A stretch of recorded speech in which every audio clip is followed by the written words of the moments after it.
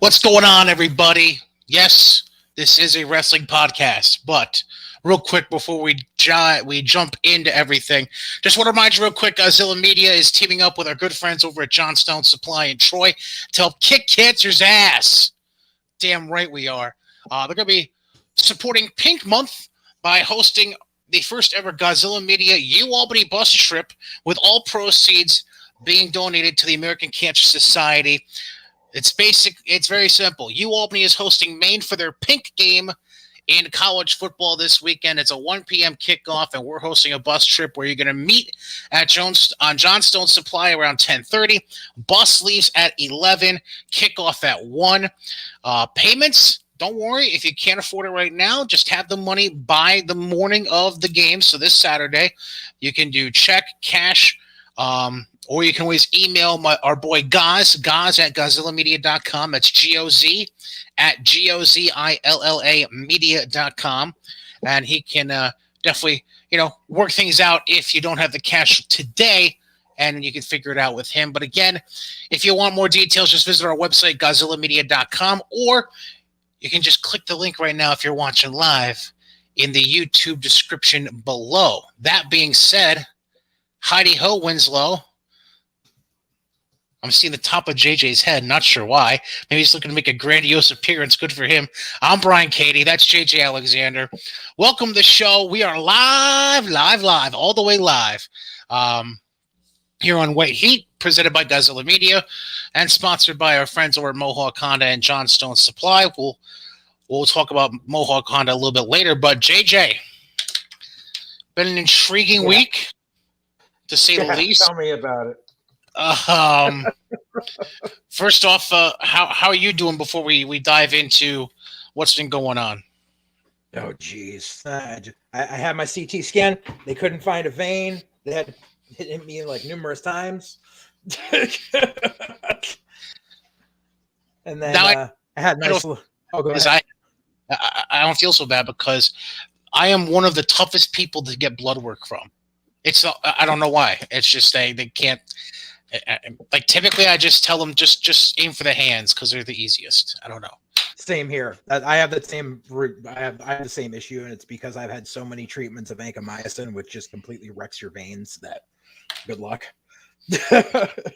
But yeah, and then I had a nice little incident on the way back where stopped at the convenience store to grab something real quick. The wife's driving, and we pull in, and there's some freaking middle-aged asshole with a Harley parked across the handicap space. Sounds about right. Oh, yeah. So we pull in, and you can visibly see my wheelchair in the back seat. And I she's going in for me. I just get pissed. I yank open the passenger door.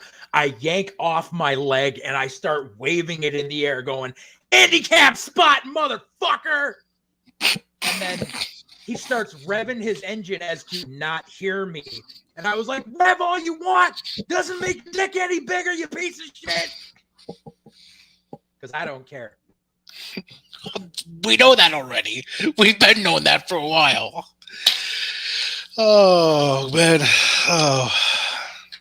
Yeah. I now have the image in my head, and it's not going to leave me. So we'll just move on from there. So... let's just get right into it with Crown Jewel. Before we go through match by match, you were busy on and off today. I was able to watch pretty much in its entirety, start to finish. What overall scale 1 to 10? What did you make of it? I give it a 6.57. Okay, all right. It wasn't awful. It had some good points. Yeah, I'd say overall, yeah, it was. I'd say above average. I'd say above average to good. I wouldn't say great, but I would definitely say above average to good, almost bordering very good in certain degrees. So they kick off. They did the kickoff show, and they end up having the Usos in a non-title match, I'm assuming, because it was never announced otherwise. Yeah, it was not. They took on the Hurt Business, Cedric Alexander and Shelton Benjamin, and they did, your basic get the crowd into it, get them all pumped up, get them ready to go kind of match. Nothing surprising there. Also, nothing surprised with the Usos winning, and it was just one of those matches where it was what it was essentially. And basically, it was just there as a reason for both teams to be there in the arena for their later appearances. Correct. Exactly. Yeah. Only thing that bothered me go ahead. Was right before the ending where it turned into an AEW match for about 45 seconds, where everyone hit their finisher and everyone popped up from the finisher without even like going for a pin, like in succession. Like I was like, what the fuck is this? Like, is everyone staying now? Like, yeah, that was yeah. Yeah, but I mean that's something. At least you go like finisher, go for the cover, yank the guy off, finish it, like at least do that. But no, it was literally super kick, nope, kick up. Pater, nope, kip up. Fucking Cedric's fucking fusion gimmick, nope, kip up, nope. Everyone no sells everything. Yeah, but at the same time, and this is not me defending it because you and I agree with we agree 95% of the time when it comes to ring psychology. Actually, it might be 100% of the time, honestly. But that's tag team wrestling. Well, not. All right, correction. That's the modern day version of tag team wrestling. And where if you have pure athletes across the board in a match, for whatever reason, they just decide that that's just how they're going to do the ending. They just do finish, and then whoever hits the last is the winner usually. I'm not to say I'm a fan of it. It's just something I've grown to accept over the last few years and just let it roll, honestly. So this is where I got a little scared. And you'll understand why in a second. So Edge and Seth, Hell in a Cell, kicks off the show. Didn't scare me. Smart. You put your crazy shit in the front, and I can understand the thing you want. You want to start hot. That wasn't where I was concerned. My concern was you had. Let me do a quick count to remind myself real quick. You had 1, 2, 3, 4, 5, 6, 7, 8. You had 9 matches on this main card. Hell in a Cell was a roughly what? If I didn't get a hard time on it, half hour-ish, bell to bell? Yeah, it was a half hour with a 15-minute promo package before it. Right. The match itself didn't start till 12:15. Yep. Which meant you basically spent the first 45 minutes on your first match. Mm-hmm. To which I'm like, oh, Jesus Christ, don't tell me this is going to go 5 or more hours. Like, because you're lucky if you keep me for 4, and luckily the match quality was consistent enough throughout the 4 hours where it kept me in the 4 hours. Yeah. But it's like I said last week. They're trying to make Crown Jewel on par with the Big Four. Oh, and I understand that, but I'll admit I had a concern about how the timing was going to work out for the rest of the show because I wasn't entirely sure. Like, obviously, you knew Brock Roman was going to be a half-hour banger. We all knew that. You knew Goldberg last year was going to be a half-hour banger. We knew that. I was hoping it wouldn't have been that long. Well, some of us were hoping it wouldn't be more than a 2-minute banger. But aside from that, like, I don't know. You know, what helped them out though? How should I put this? It got old eventually during the show But the fact they had a commercial break after the Hell in a Cell, I think was good on them. Even though the cell was already lifted by the time Edge left the ring. Right. Like, it was good for you to allow everyone to just kind of chew on it, because that match was, I mean, that was probably one of the more intense Hell in a Cell matches we've seen in recent years. Yes. As far as what was used, the psychology behind what was being used, how it was being used. It was a lot of deep storytelling, and I mean, not like we should expect anything less from Edge and Seth at this point. Right. But I mean, it was, this was a feud that was built correctly, that had time to develop. And granted, like, if it kind of felt like the span of time between match 2 and number 3 was a little rushed, just considering the gravity of them taking Edge out on the stretcher at MSG. Like, we both thought it would have been a bit longer before they announced the blow off, but hey, whatever. But it was given the gravitas that it needed. It was definitely a more brutal cell match than we've seen in recent memory, which is another positive. Mm-hmm. And they took their time during it. It wasn't like they broke out a lot of plunder, but it wasn't just spot. It wasn't plunder for plunder's sake. It was, I will say, and I said it thought out. The moment I saw the spot and the fact that they replayed it twice, I was like, see, Cody should really watch Seth to learn how to take the bump off the top through the table on the outside. Oh, when they pushed him off, when Seth got pushed off the top rope into the upper half of the cell wall. Face palmed into the cell and then down into the table. But yeah, essentially slid down the side of the cell. Yeah, but that was a lot more believable than boink, I'm gonna jump into the table on the outside because I'm Cody. Oh yeah. That's what we call a spot for the sake of a spot, essentially. Yep. Now, obviously there was no talk about it, so it wasn't gonna happen.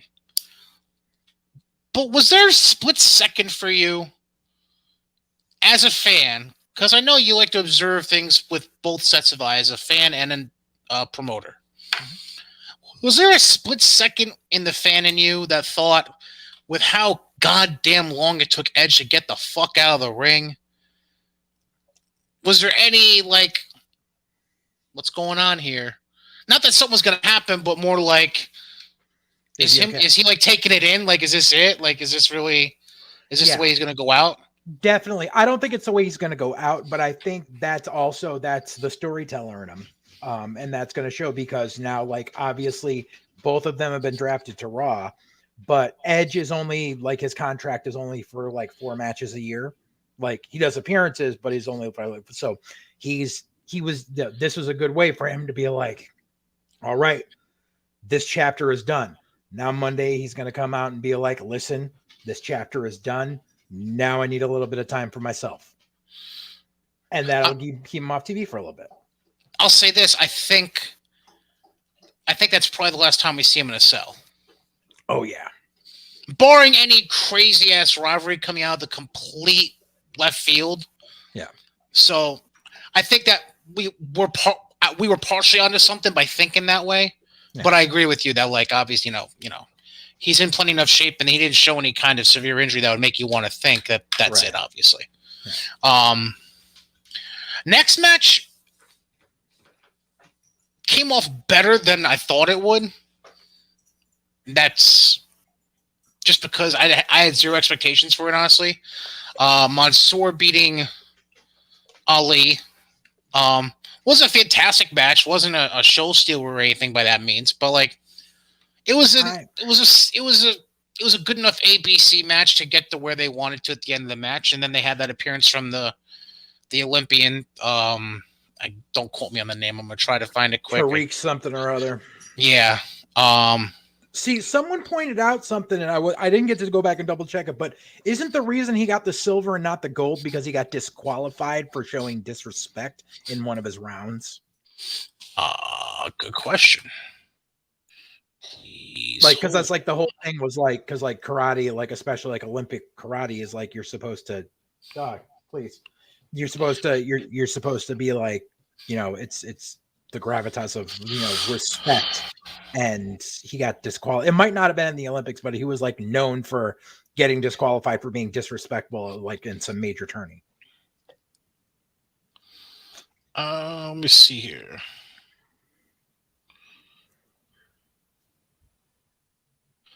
So he was all right. I happened to just pull up the match.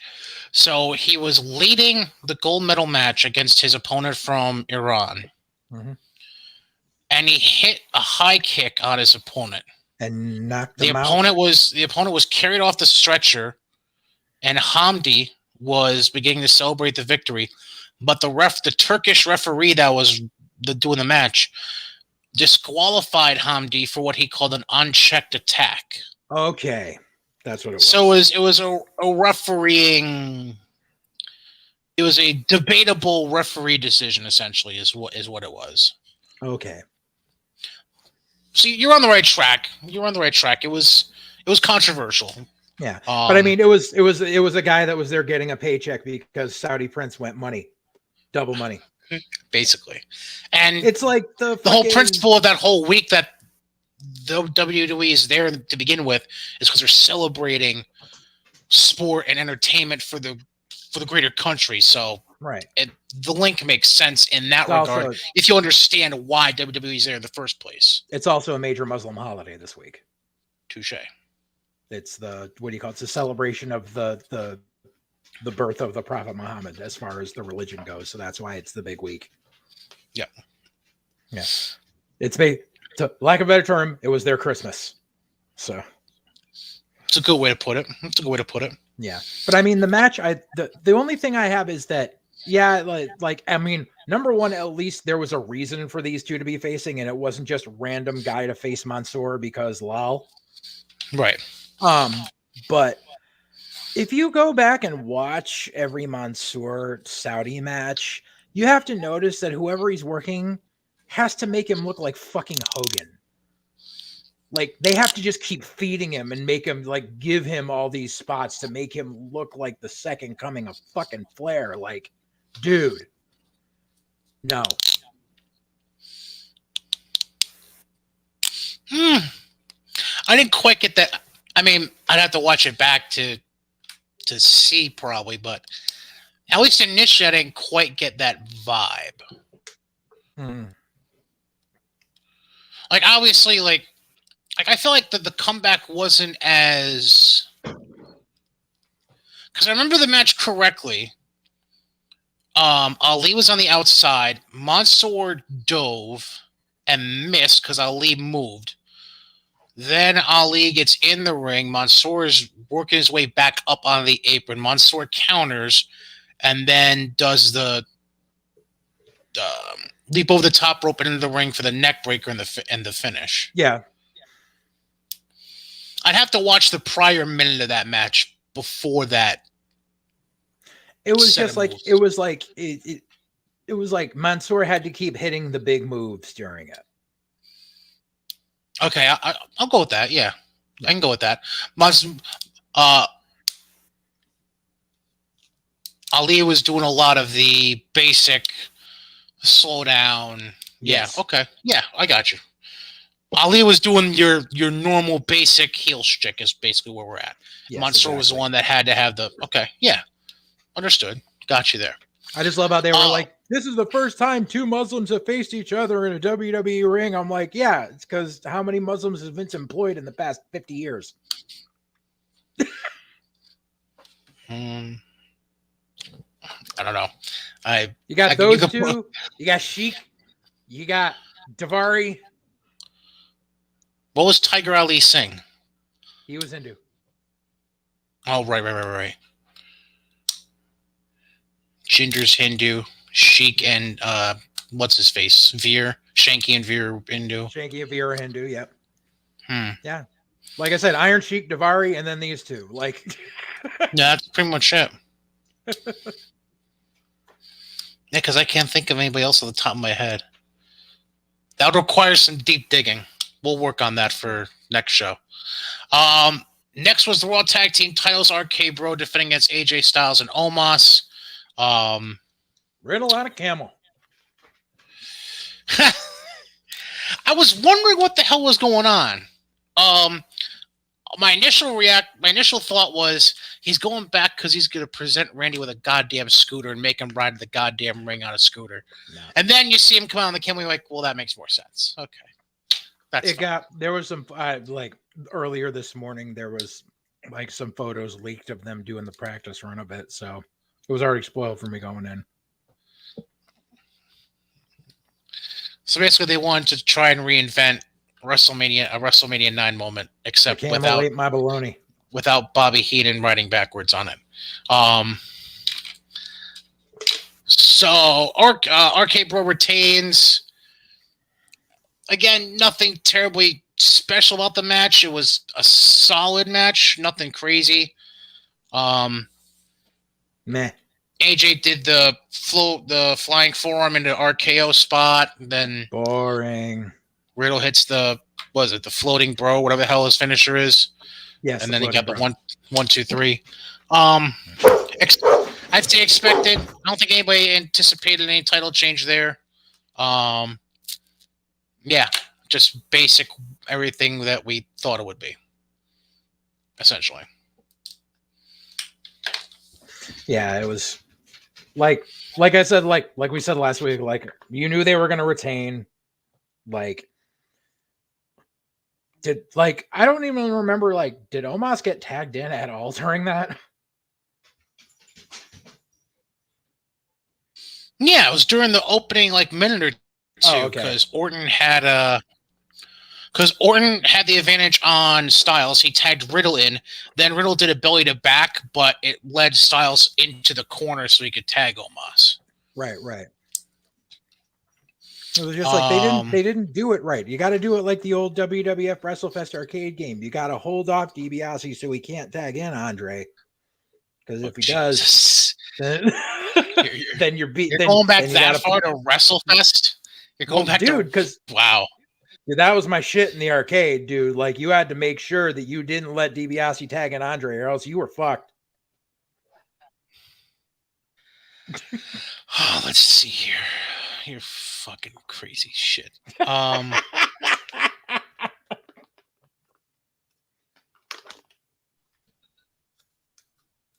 the live chat, by the way, is saying Kamala was Muslim.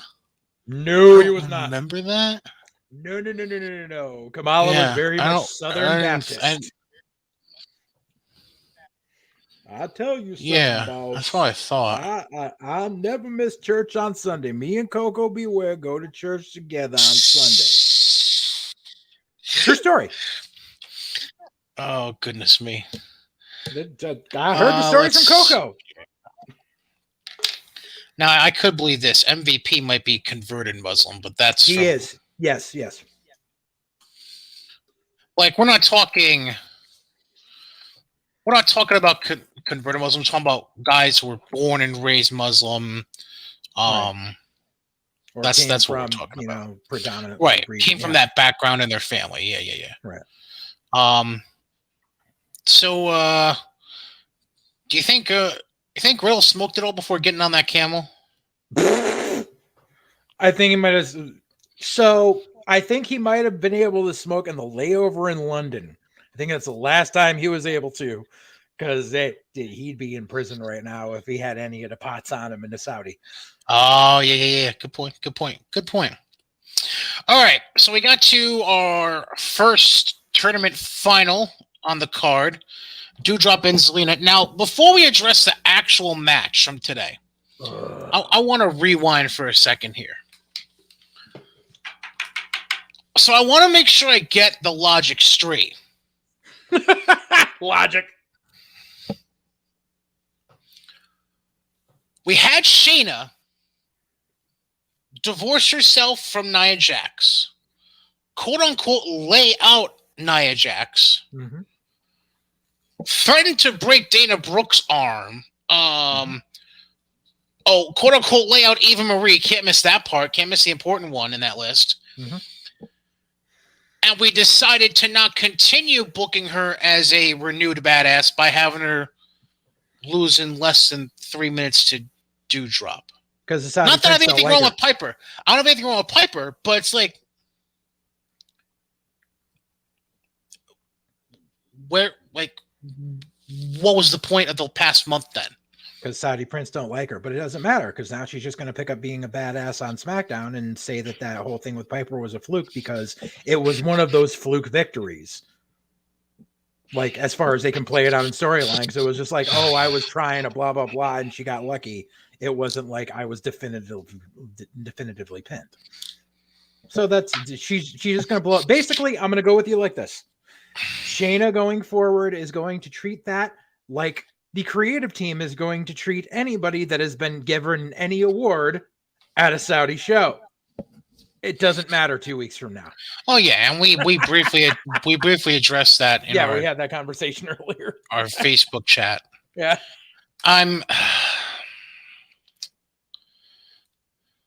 which is funny because it's actually funny you mentioned that because I just thought of this during the show. Yeah. By the way, Sami Zayn is Muslim. Somebody just pointed that out. No, he's Syrian, but he's not Muslim. He's Muslim and vegan. Yes, he is. He is? Yes. See, I always could have sworn he was. I always could have sworn he had converted to Hindu or Sikh. Nope. Huh, oh well. Good look on that, Andre. Anywhooser. During the show, the artist formerly known as Braun Strowman tweeted out. It was a picture of him getting the trophy and championship belt he got after winning the Greatest Royal Rumble. And he said, I can't remember the exact number of days, but he's like, 1,262 days and counting. Yeah. And I was like, all right. Good to see Adam has a sense of humor. Good for him. So that brought us to the match itself, Zelina and Doudrop. The longest match, by the way, of the entire tournament, which isn't saying much because the match itself 6 minutes. Today was, yes, roughly 6 minutes. Every other match during the tournament was sub 3 minutes. Every single preliminary match was sub 3 minutes. And then, you get 6. Awesome. 10 with intros, essentially. Cool. However, because a lot of people are pointing this out with the whole, blah, blah, blah, the women's revolution is bullshit, blah, blah, blah, blah, blah. It's like, yeah, you know something? They gave these matches 2 minutes. How long did they give the women's triple threat? How long did they give Charlotte and Bianca on Monday? Women's matches are still getting time. It's just they have have a matter of prevalence. Right. And I'm not right. That's not my argument for bringing that up. It's just you're obviously trying to do shit to even out, I wouldn't say the playing field per se, but you're trying to even out the circumstance surrounding females and males competing in the ring. Yeah. So you gave them this Queen's Crown tournament as like a way to even out the fact you were doing King of the Ring again. And then you just decide, well, fuck all. Let's just do 3-minute matches the whole way and then give them 6 minutes because they'll think it's a goddamn treat when they get to Saudi. Like, the execution behind the intent was poor, I guess is the best way for me to sum that up. Yeah. But congrats to Zelina. And congrats. Yeah. You're going to get choked out by Shayna Baszler next week on SmackDown. Yeah. Or Charlotte will put you in the figure eight until she snaps your leg, one or the other. Right. Or not, no, because she's on SmackDown. So then Becky, which we'll get to. Charlotte's on SmackDown. Right, but Zelina's on Raw now. Oh, that's right. She went up. Yeah, that's right. But we'll address that again. Oh God, you know what that means? It means now her and Piper could have a fucking return match. Oh God, and that'll go 3 minutes as well. Then to break up the tournament final matches, we had Goldberg and Lashley Falls Count Anywhere. I appreciate the fact they attempted psychology, but when you have two beefy douchebags like LSD and Goldberg in there, it's kind of hard to take the psychology seriously. Slapping me. Yes, they're slapping meat against each other.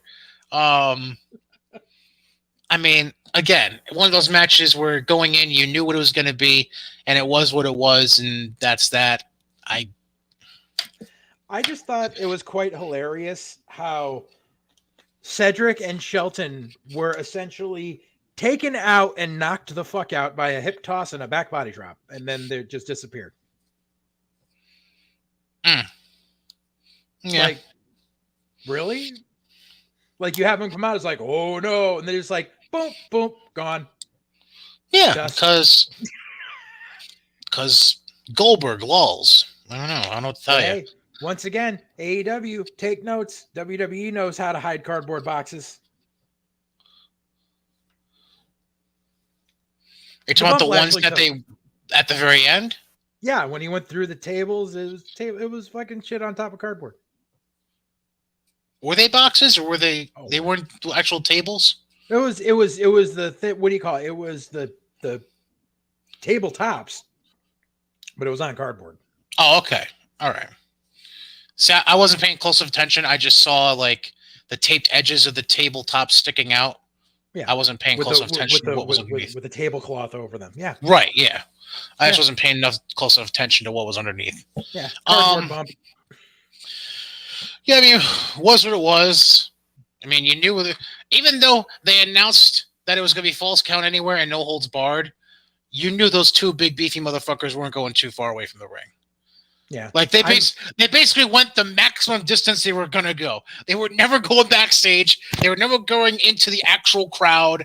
Like, you got what you were going to get out of them. They were going to crash through the timekeepers area and they were going to go to the fucking stage, and that was as good as you were going to get. I'm honestly amazed that they actually went there, because as it was, the moment Goldberg gave him the jackhammer, I was like, what was the point of making this false count anywhere? It's like, what did you decide? Okay. Oh, okay. Now we're going outside. All right. Like I said, they tried using psychology and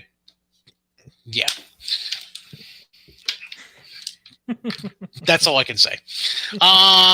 Next, we had the men's King of the Ring final.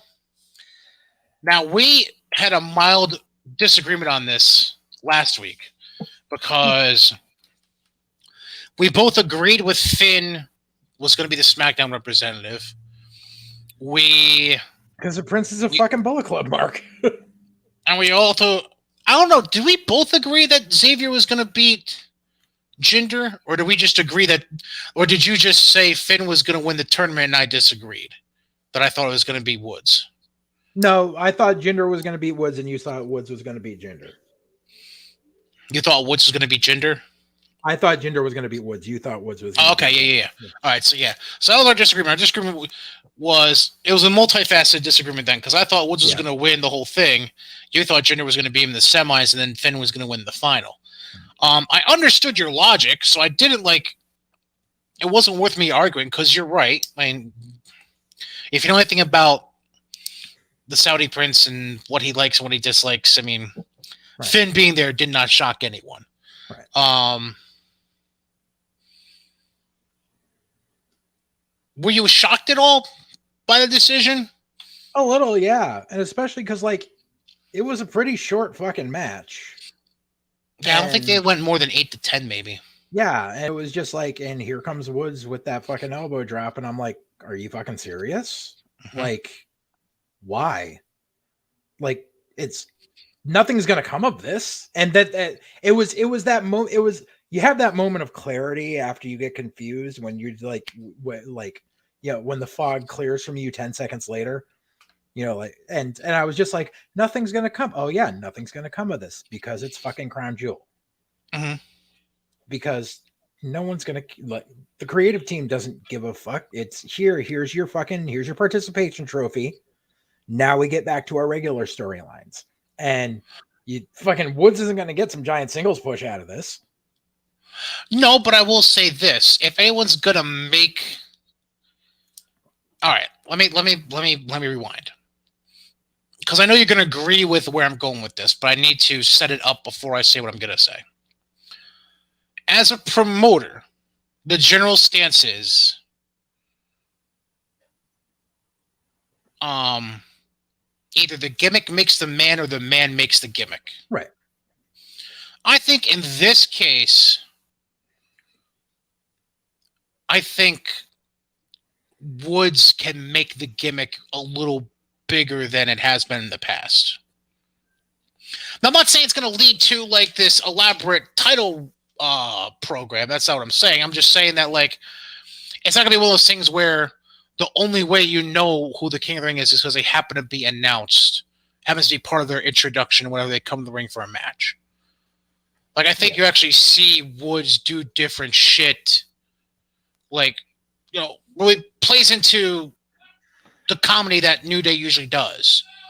And he'll just start doing funny shit involving him being king. I guess. Honestly, this is what I see. I see 2 to 4 weeks tops of Xavier Woods doing a bootleg James Brown impression. And then Vince turns and goes, all right, you've had enough of this shit. Start playing the trombone again and shut the fuck up. Oh, he's going to bring that trombone still. Don't you worry. That trombone ain't going anywhere. He hasn't had it the past few weeks. He had it today. He did? Mm-hmm. I didn't even notice. Yep. Yep. I can't. Oh, what the hell is it named? I don't even remember. Francesca. Francesca. Thank you. Thank you. All right. Then we get into the three big title matches of the card, starting with Big E and Drew. Another match where I think we can both agree went on the shorter end than anticipated. I think it went a decent amount of time. It went an okay amount of time. I want to say it went. I don't know if it even went 10 now that I think about it. It went like 15. So I'm trying to think. Yeah, about 10, maybe a little more than 10. But, heck, let me. Gosh, why don't I just pull it up when I was doing this in the first place? Crown I don't know. Jewel. You tell me. I pulled up the CBS results instead of Wikipedia because Wikipedia they post times. Let's see here. Let's see how right I was. Survey says 13. I didn't think it was that long. Me? So they timed Edge and Seth at 27:40. I don't think that time is right. I think it was a little more than 27. No, it sounds about right. Think so? No, because I thought it was more legit 30. No, I knew it went just under 30. So yeah, 27:40 makes sense. I was pretty solid with the 6, by the way. Zelina and Doudrop went 5:55. Yeah. I had to stop the show during it. RK Bro was 8:40. Mansoor and Ali was 10 flat. Goldberg Lashley was 11.5. 10 to 12. Okay. That was a long 11 minutes. Woods and Finn went 9:40. E and Drew went 13:25, and we'll get to the other two in a second. I mean, you knew Roman wasn't dropping. Henceforth, you knew Drew wasn't winning. Right. It was just a matter of how it happened. Please, you see, going into it, like as much as we made our predictions on Roman and Brock last week, and and everything, but the whole thing was we knew Drew wasn't winning, but that didn't specifically mean that Roman wasn't going to go over in the end. Like, because Brock's a free agent, yada yada. We knew Drew wasn't going to SmackDown with the title.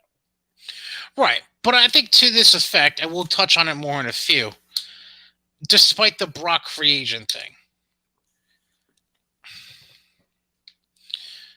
Like, to me, you usually get a certain feeling when Brock's coming in to fuck shit up and take the belt and say fuck you to everyone and then disappear for 2 months. This build didn't have that feel. I didn't get that feel from it at all. I think Brock was just, and this is going to sound weird, it almost felt like he was just having fun with it. Man. Like he was just fucking around, getting a paycheck, and then going to go disappear for 6 months. That's Brock every time. Well, he doesn't disappear for 6 months when he has the belt, but he disappears for a little while. When's the last time he disappeared for 6 months with the title around him? Like that fucking like 500 something day run he had. Like he literally didn't defend it for like, well, what do you call it? From like the time he won it through like the fucking, because it was quite a while. I remember. The 500-day run. Are you talking about the one where he just keep beating Roman and beating Roman and beating Roman and beating Roman? Is that the one? I don't recall.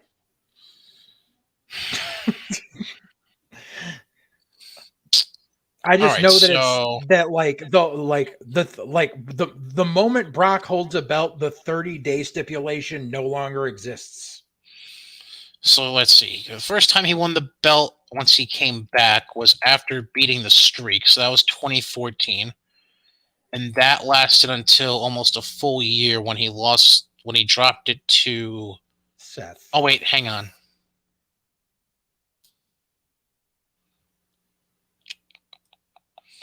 Did he drop it then? Well, Seth was Mania 31. So, yeah. No, no. Is this over here? Because he held it until... Wait, what the fuck? When did he drop it? I'm trying to find where he dropped it. Because he was facing Seth. Taker came out to set up SummerSlam.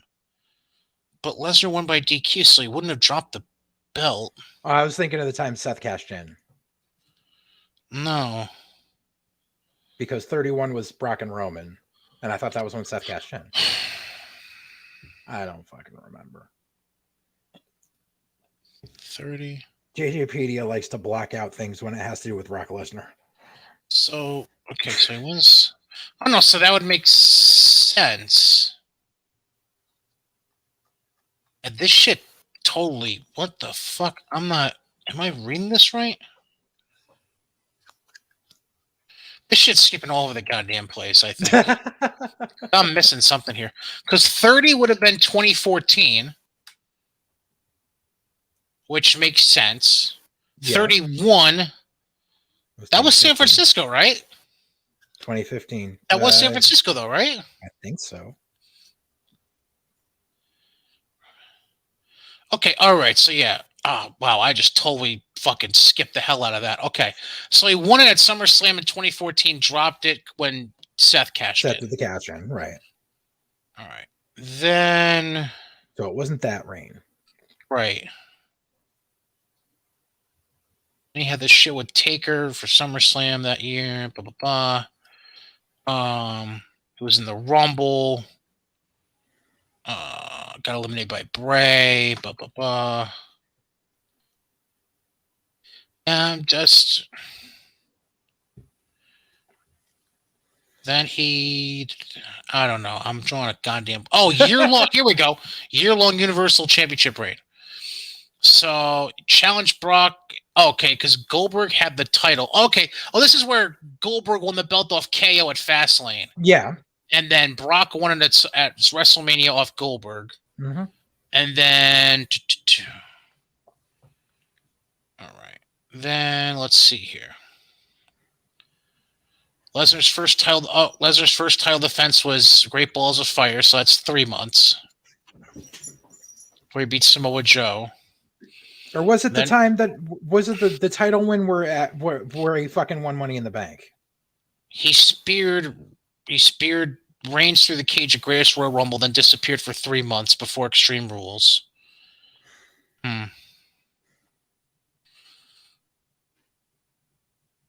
Money in the Bank, he replaces Sami Zayn, wins it from Kofi on September 17th. Mm-hmm.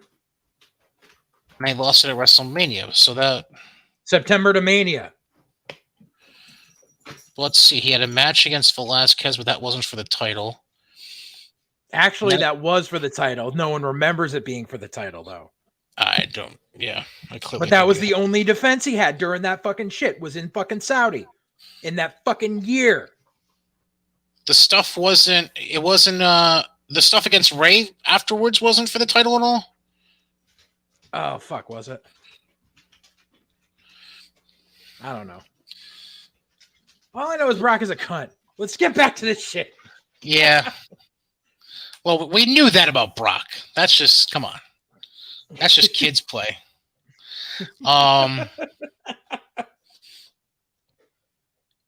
right, let's see. Okay, so afterwards we had the triple threat for the women's the SmackDown Women's Championship. Mm-hmm. Bianca, Becky, Sasha. Becky walks away with the win. She goes over dirty, but not really dirty because there's no DQs and a triple threat. Correct, because she held the rope on the roll-up on Sasha. Bianca not involved in the decision, which I think could be key going forward, but we'll see. Oh, yeah, because they're both on Raw, so. Right. It was so fucking annoying afterwards with them like, well, what are we going to do? Charlotte has the Raw Women's Championship on SmackDown and Becky has it. These are strange times. Like, motherfucker, do you not recall the last draft when the New Day and the Street Profits had the competing brands tag titles and they just went here? Yeah, I mean, why people are so... I don't know. People are just stupid. Like, fucking seriously. Like, you and they'll probably do that tomorrow night, actually. They probably won't even wait till Monday. They'll just do it tomorrow night. Because the roster's going to affect tomorrow night, so they'll probably just... They'll show up in wherever the fuck they're doing SmackDown from. I can't remember off the top of my head. You know something? So the whole time they were talking about how everyone's a free agent until Crown Jewel after the draft, right? Correct. Cole well, no, not everybody's a free agent. It wasn't not that everybody was a free agent. It was just that the new rosters weren't going to go into place until after Crown Jewel. Well, the new rosters weren't going to go into place, and they also said anyone that when they did it, they said anyone that was undrafted, correct, would be free agent until Crown Jewel. Correct. Cole fucked up on commentary and said that everyone's a free agent, or the rosters are not solidified until Monday. So he might have tipped the hand of their creative for the next 4 days on accident. Right. Isn't really tipping much. I mean, it's a 3-day difference. Right. Who gives a shit? But I mean, they can wait until the 11 o'clock block on Monday to be like, you're switching belts. Like, if they really wanted to. Which is just fucking dumb. Why would you wait? Agreed. Whatever. Unless they do something really fucking ballsy, which I doubt they do, but maybe. And I know they won't. I mean, they might with the women, just because fuck it, because lols. If you recall, the original draft, the champion had to travel between both shows. Now, obviously, they're not going to do that with Biggie and Roman. They're obviously not going to do that with Biggie and Roman. They're going to keep them separate. However, they could get really fucking ballsy and at Survivor Series, do Becky versus Charlotte to unify the women's belts. Hypothetically, yes. I doubt they will, but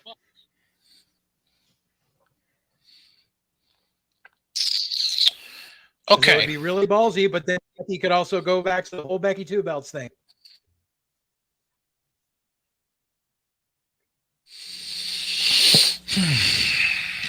All right.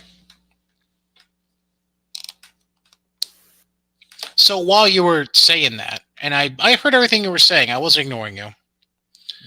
I was doing more digging because it was bugging the fuck out of me. So the championship reign you're referring to was what we were alluding to right before you said, fuck it, let's move on.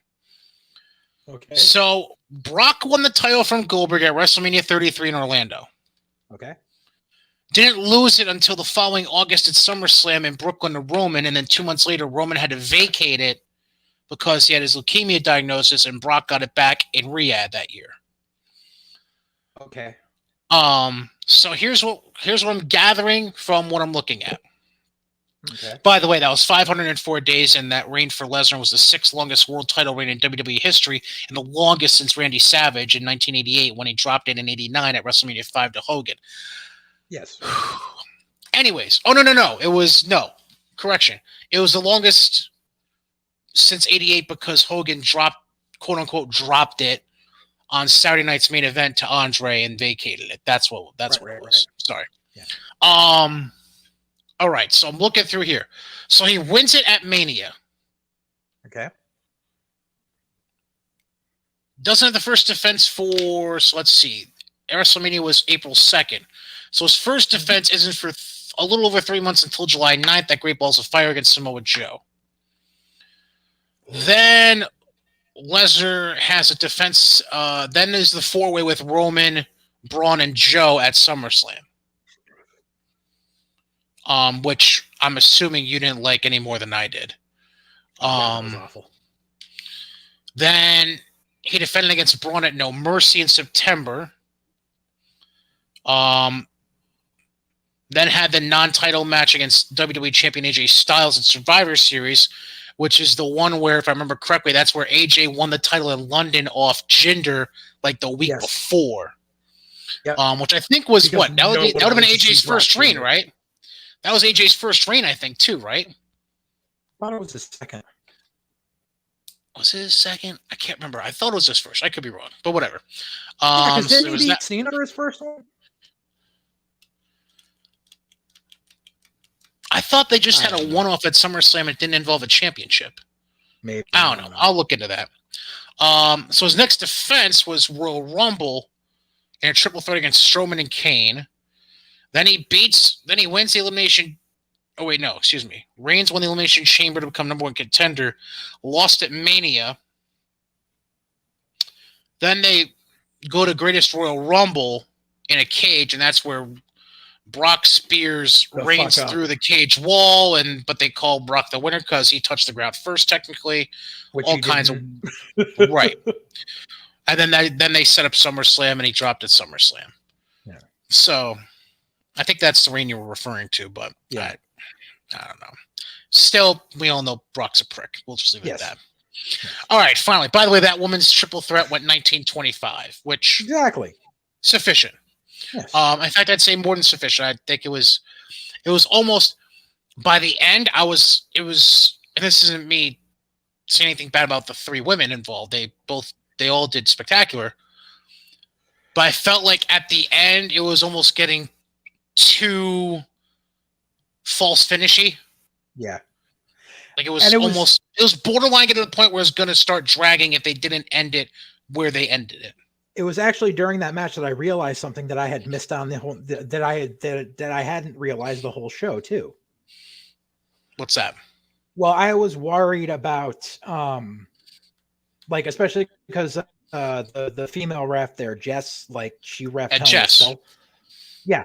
And she was reffing some, and I was just like, she's got to be fucking dying out there. And I was like, these girls got to be dying. And then I was like, wait a second. They're in an indoor arena this time. Is it an indoor arena? They weren't at the soccer stadium this time. They were in a different arena. They had a roof. There was a roof there? See, I didn't notice it. That shows you how... They weren't because I was starting to notice. I was like, because you remember, it's called an arena, so yeah, I would assume it was right, but it wasn't the soccer stadium because the soccer stadium is fucking huge. Oh yeah, if you remember, especially it did look smaller, so I understand. Yeah. Especially the first fucking Saudi show, how like the floor was just like immense, so open, and it was like only royalty and like family friends of the royal family were on the floor. And it was like so much open space, and then everyone else was in the cheap seats. Here, everyone was like in a better seat. Yeah. It wasn't giant sections roped off for the elite. Yeah. It was that, or worst case scenario, maybe it was kind of like the SoFi Stadium in LA, which I know is like. I mean, it's still a huge arena. Yeah, the LA Stadium is like considered an indoor stadium, but there's parts of it that are open air. Right. But that was definitely that way too. Yeah, but that was definitely an indoor arena. So I was like, it's climate controlled. Right. Okay. So that's not as bad. I'm trying to think because I'm trying to remember the matches. I know Jessica Carr refereed the Hell in a Cell. That I noticed that right away. I think she was it Goldberg Lashley? It was either Goldberg Lashley or Drew and Bailey. I think it was Goldberg LSD. Yeah. But I was just like, oh, okay, it's climate controlled, so she's really not out there in 8 layers and 90 degrees. Okay, right. So that's a little better. Yeah, because that was my major concern. I totally get that. All right, so we finished with Roman and Lesnar. By the way, I'm shocked you didn't say that your biggest concern of the show was how Lashley's right nipple is completely on the side of his. Never mind. I noticed that years ago. Like you just pointing out it, I'm like, oh yeah, I forgot about that. Because I never. Well, never mind. Forget it. I'm not going to potentially bury myself here. All right, so the main event: Roman Brock. Roman wins. So let's just kind of dissect a few things from this. Number one, I felt like the execution of the ref bump was a little sloppy. It was, however. It looked good because Charles is Charles. He's been in the business for 30 years. Right. But all in all, it looked like the execution was a little off. Like I feel like maybe either Charles is a little too close or Brock wandered a little too far away from the ropes. Right. He got too centered. Because essentially he got Roman's side of his ass cheek in his face instead of like a foot or a leg. Yeah. But I mean, I will give it this because I like right after it happened, I was like, you know something? WWE hasn't had a ref bump in a while. Yeah. Like, remember what Attitude Era? Remember when it was ref bump of the night? Christ almighty. Like, geez, like, but it's been a good long while since WWE has had a ref bump. It's funny you mention that because I've been going through with my extra time I've had recently. I've been going through a WrestleMania marathon. Yeah. And I'm just getting towards the end of Attitude Era. I just started 18 yesterday. I love 18. So I get exactly what you mean by the ref bump of the night thing. Jesus Christ. I told myself I'm stopping at 20 because I don't need to go past 20. I'm done after 20. Any hooser. So there was that spot, number one. Number two.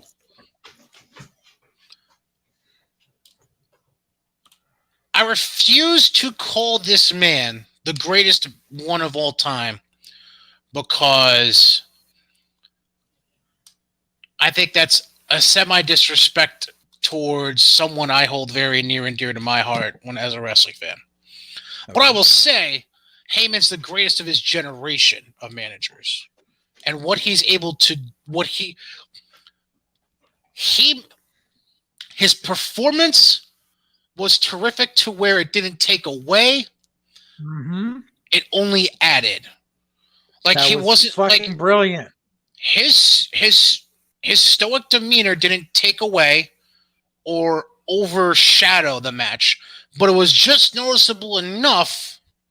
And yes, it helped that Graves was dropping a line here and there about it. Cole was dropping a line here and there. But all in all, like his demeanor until the point we're going to discuss in a second was perfect. Zero reaction, poised, no emotion at all. Then we get to this spot where Charles is still out. Mm-hmm. Heyman grabs the belt. He's standing there. Both guys are basically laid out on either opposite sides of the ring. He's standing ring center outside of the apron, holding the belt. Brock's reaching out and essentially smiling for Paul to give him the belt. Roman's still coming to and doesn't know what's happening.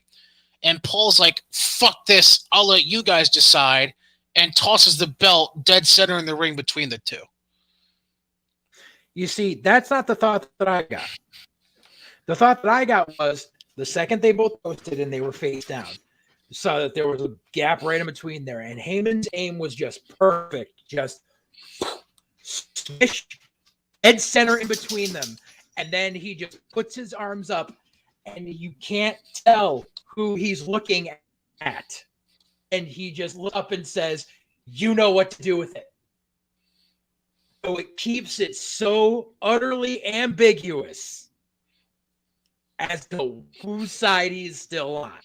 Mm-hmm. For as much as I do not want to see another fucking Roman and Brock match, it left that door open for doubt still.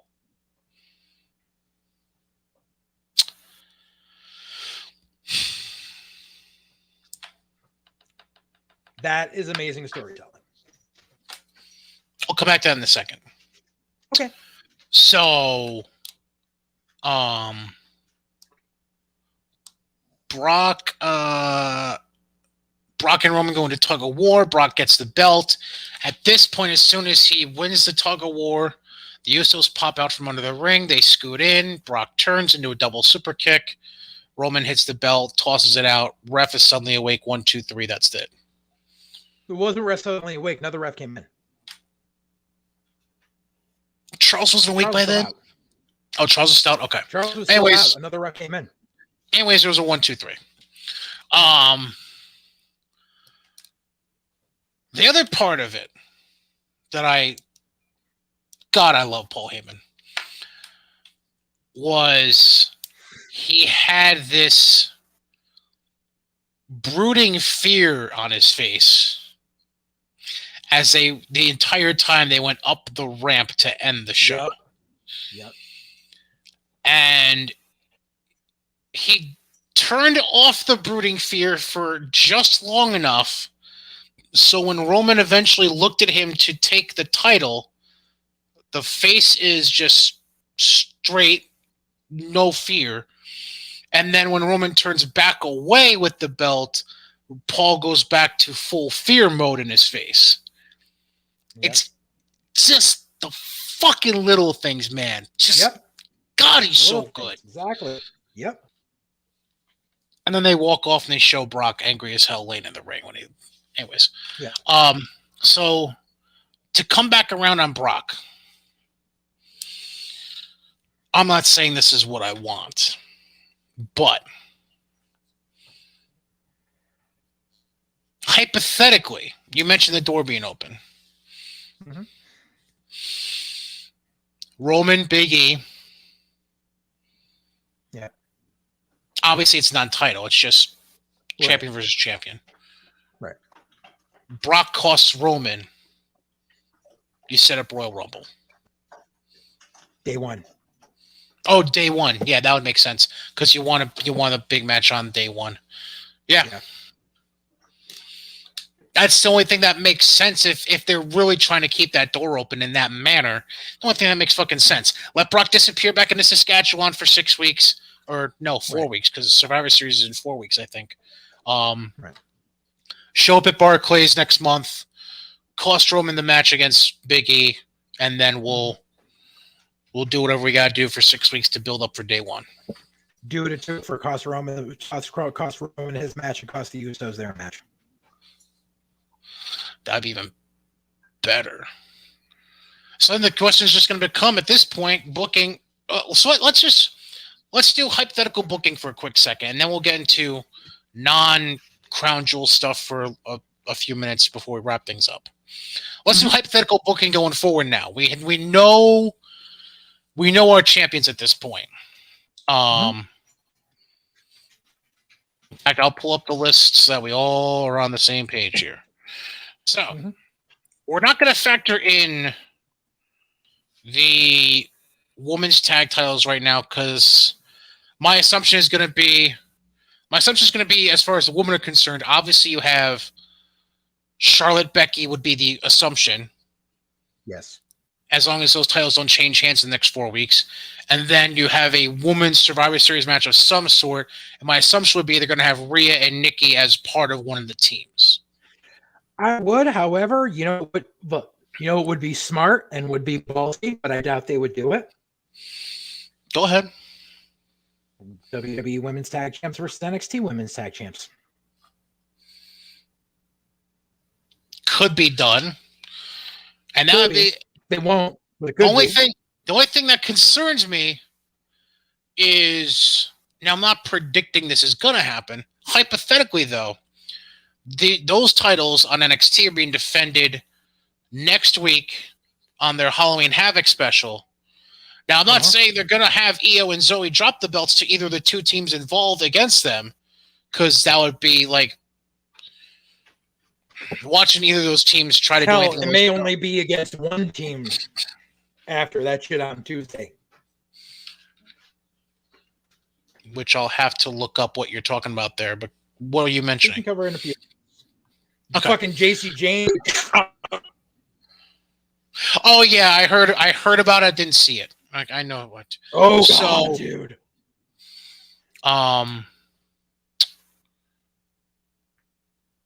As long as the titles are still on Io and Zoe, I'd be okay with that. If it's either of the other two teams, or in this case, if you think it's just going to be one-on-one at this point with Indy and Persia, I think her name is. Yes. No. Yeah, if it's Io and Zoe, fine. Right. Io has obviously worked with Rhea and Nikki, and Zoe is a mechanic. Like, she's got no charisma, but she's a good mechanic. A worst case scenario, if Zoe's like nervous, the other three can get her through. Right. Yeah, that could be good. All right. So we look at the rest of the champions. We mentioned Charlotte and Becky, those women's titles out of the picture. We already mentioned Big E and Roman, so that takes care of those two championships. Mm-hmm. So that leaves RK Bro, Damian Priest as champions on Raw for the tag titles and US title. Mm-hmm. Then on the other side of SmackDown, that leaves Nakamura with the Intercontinental title, the Usos with the SmackDown tag titles. Mm-hmm. So now the problem we run into is, do you think they just say fuck it and just have champion versus champion matches most of the night, and then have like a women's Survivor Series match and a male Survivor Series match and call it a night? Yep. Because to me, three of those four champions right now, those secondary titles, they're booked face right now. Yeah. So there's no even playing field at that point, unless you're really going to have three champions composed of four individuals and then a random person in a Survivor Series match. It just that wouldn't be really good creative booking. Yeah. So I could see RK Bro Usos. So that makes women's Survivor Series match, women's champions, men's champions. So that makes their fourth match there. Yeah. Then you have Nakamura and Priest. That's 5. Mm-hmm. And then hypothetically, a woman men's 5-on-5. Yes. So that's 6, which has been normal. It's usually been 6 to 7 matches recently for their pay-per-views. Yeah. And you would assume they'll let Charlotte and Becky go relatively long. They'll probably let RK Bro and Usos go relatively long because they're fucking RK Bro and the Usos. Mm-hmm. Ian Roman, I think, would go a decent amount of time. Mm-hmm. Priest and Nakamura, I don't see, maybe 10-ish. Mm-hmm. Yeah.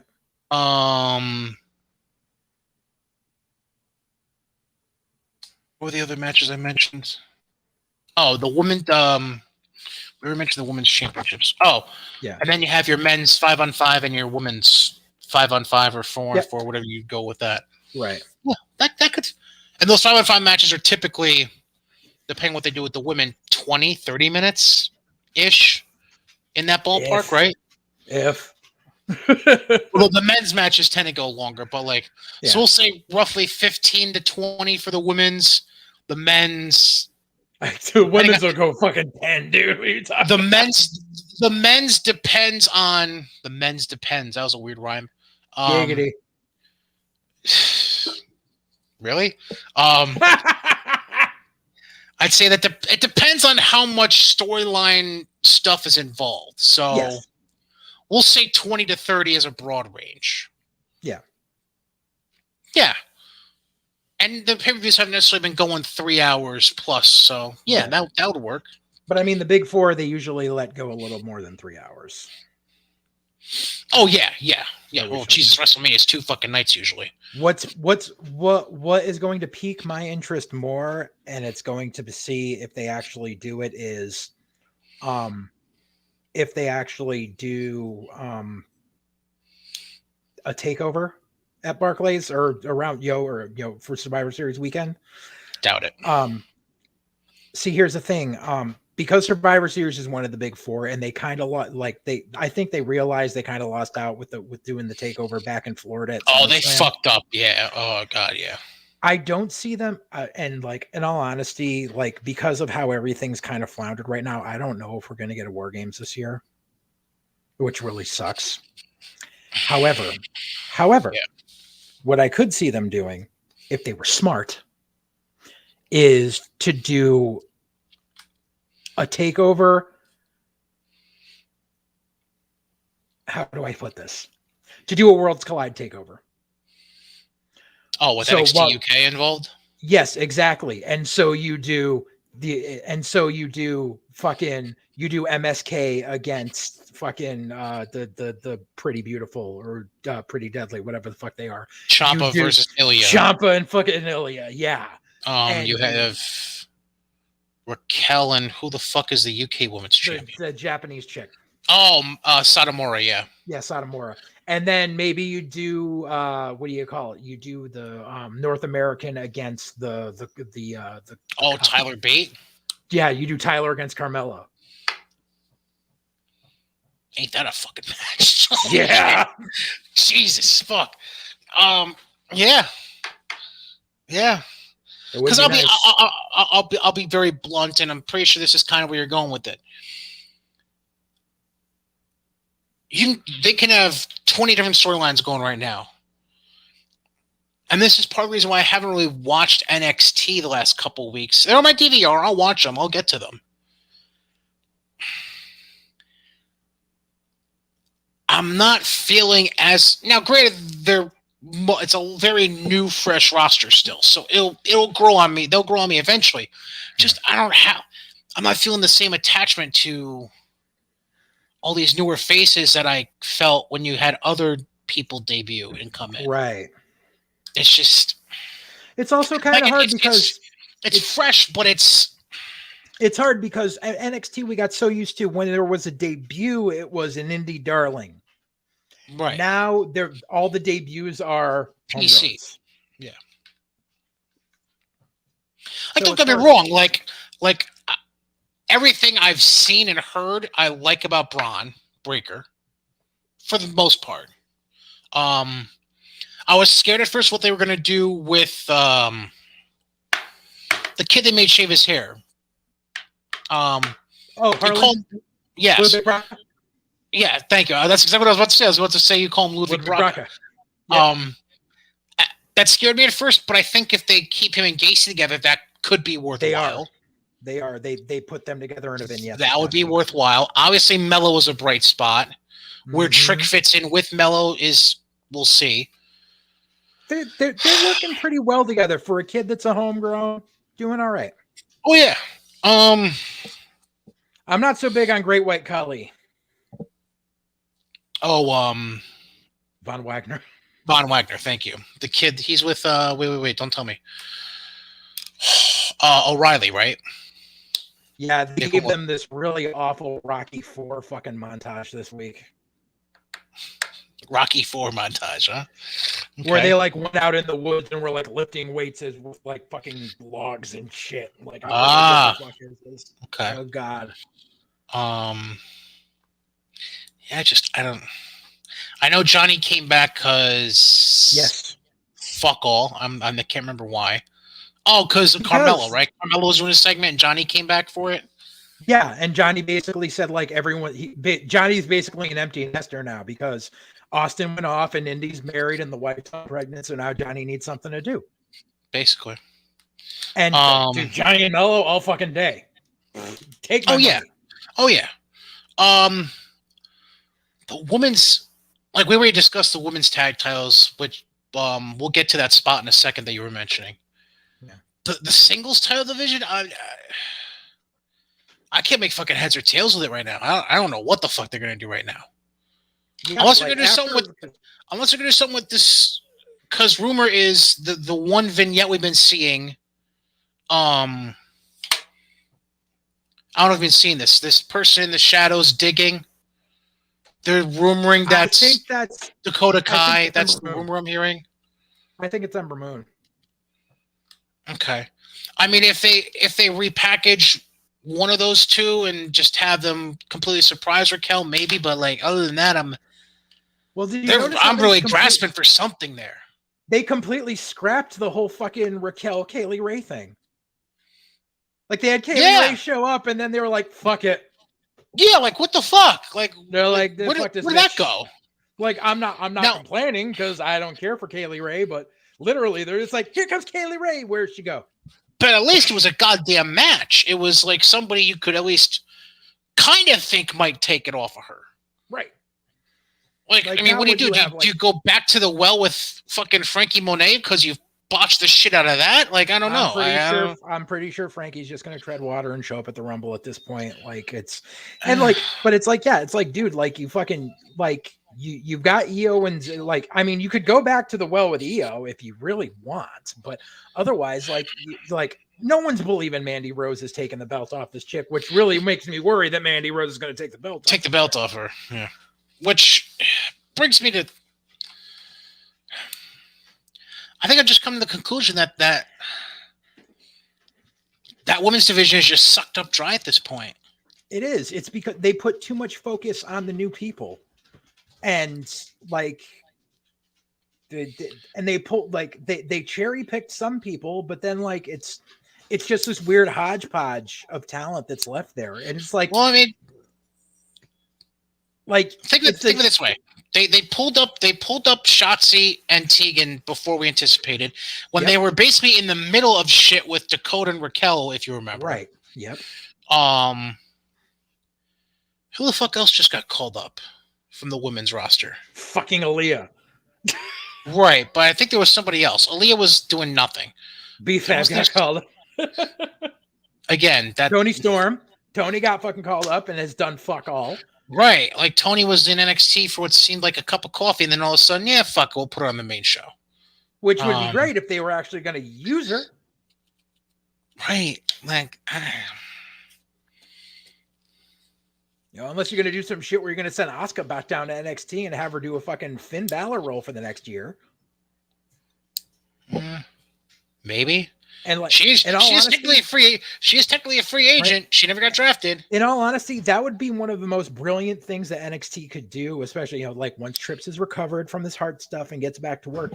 If they want to run with the whole fucking, okay, we're going to use this show to hone and build this new talent, but in the meantime, keep our men's and women's titles on fucking insane vets that they can't fucking beat, and keep those fucking titles on Tommaso and put it back on Asuka and keep it that way for a good solid year, they might have something to work with there.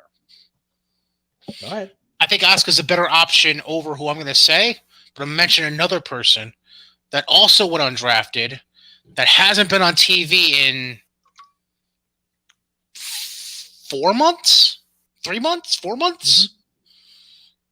Mm-hmm. I'll let you take a shot at it. What, Bailey? She's injured. Bailey? Yes.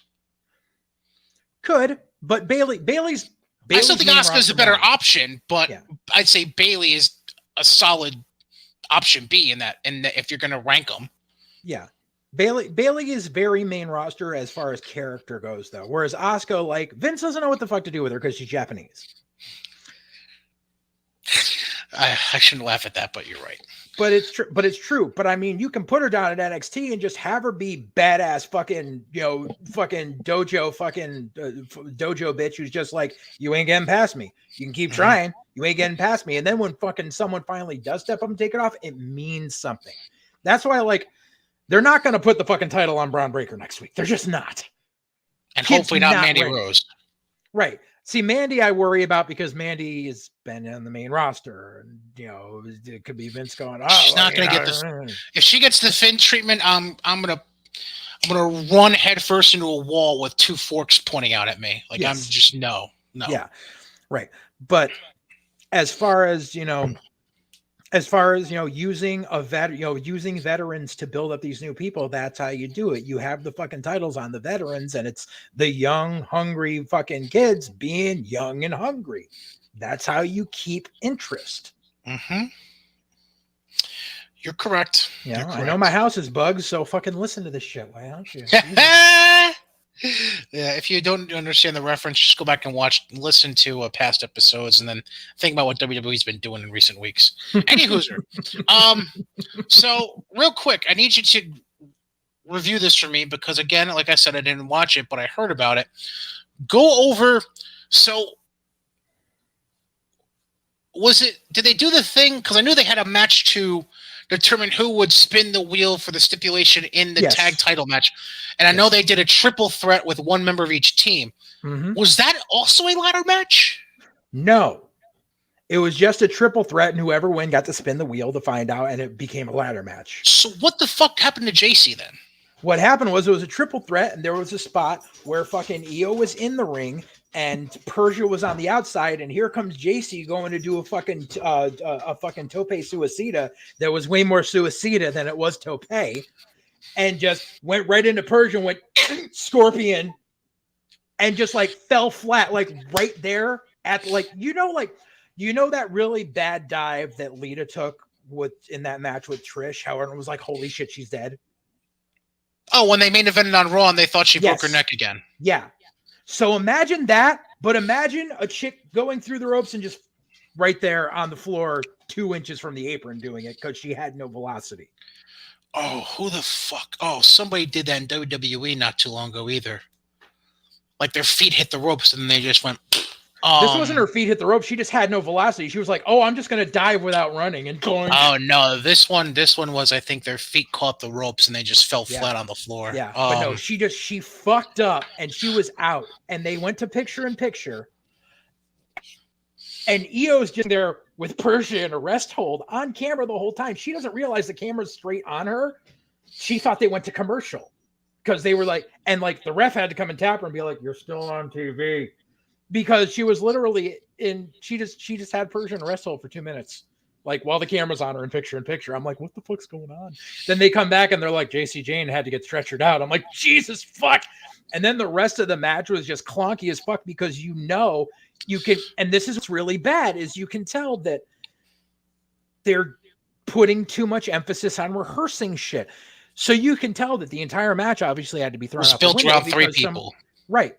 So then Io had to call the entire rest of the match on the fly, and Persia was lost as all fuck because she's greener than a leprechaun's dick. And fucking, like, she's just lost the whole time, and Io's just carrying it, and they had to go like another fucking 8 minutes. Oh, God. It was bad. That's a disaster. Yes. Let's just hope she's okay. That's fucking brutal. Right. But like then they were like ladder match. I'm like, this I don't think there's gonna be 3 teams in this match. Jesus. Like unless they fucking make Mandy pull double duty, like come on, what else? And dude, fucking I want to give a brief thank you to Imperium. Oh yeah, what was that? Because you mentioned that to me, by the way. They did the Creed brothers. Oh, they beat the Creed brothers. I heard about that. Yeah. Yeah, but basically like they announced Creed brothers and they announced they're facing Imperium. Like Imperium going to teach these kids how to slow the fuck down. And they weren't learning how to slow the fuck down, and Imperium had to get a little cemento on them because Jesus, and they fucked up the finish.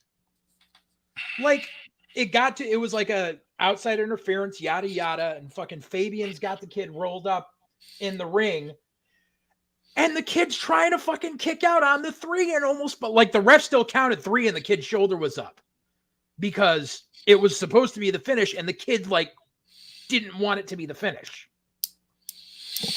Oh boy, these kids are not fucking ready for TV. Yeah.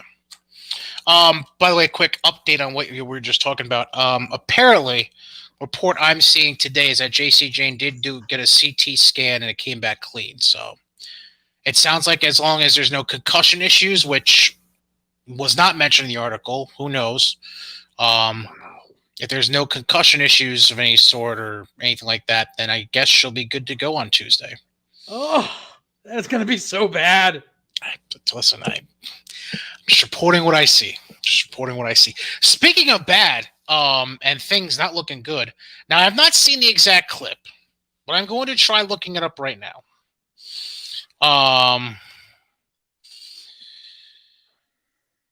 We got to transition to G1.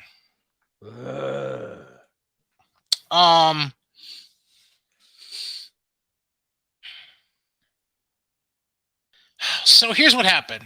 So we mentioned how they had their block finals Monday, Wednesday, and then earlier today, U.S. time, they had the G1 final. Now, the way they ended the two blocks were Ibushi winning his final A block match, Kota Ibushi.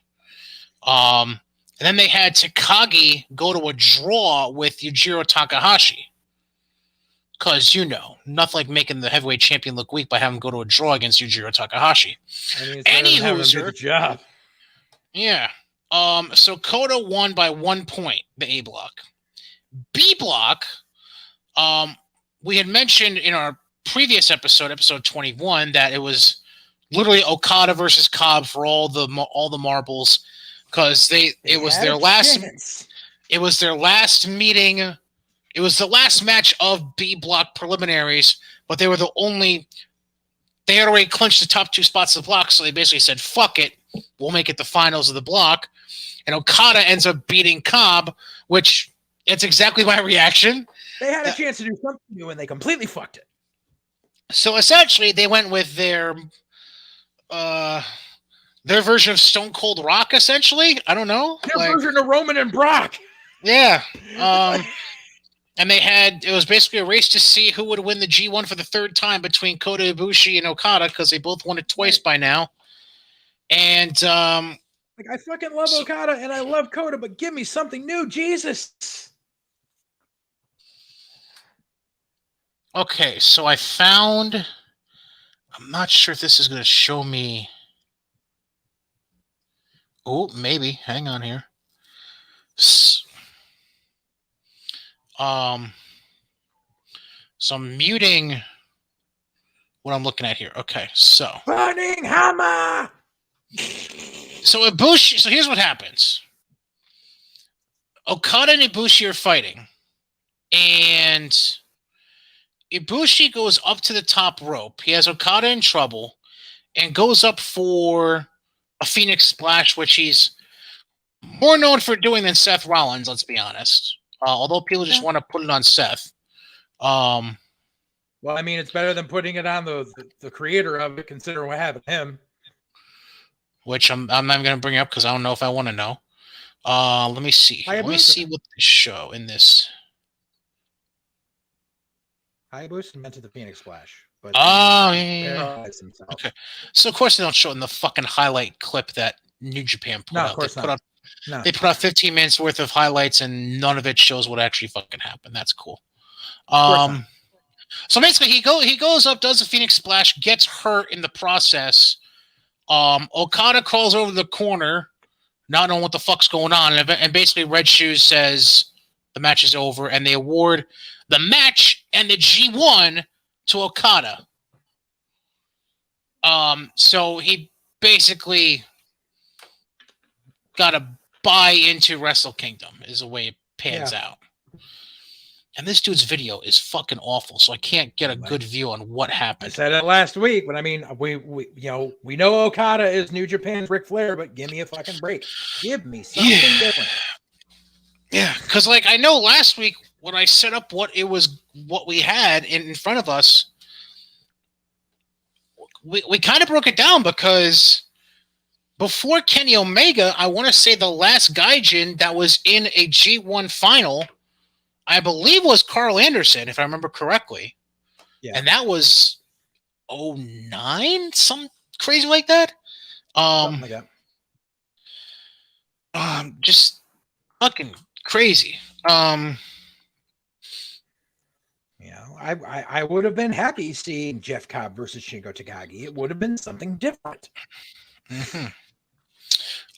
Okay, so it was an arm injury. Who made the return? I forget who the fuck made it. I'll get to that in a second. Yeah. By the way, it was an arm injury. I thought it was. See, it's weird because Ibushi pulled down his knee pad, and I thought just from the initial look of it, they were looking at his knee, but apparently it was an arm injury. I don't fucking know. Oh, anyways,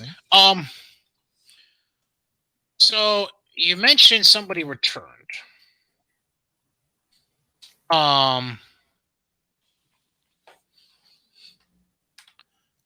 They returned, kind of. Let me put it that way. Okay. It was Katsuyori Shibata. It was a grappling rules match. It wasn't a fucking wrestling match. But he did a grappling rules exhibition match with Zack Sabre Jr. and won. That's what it was. It wasn't a real wrestling match per se.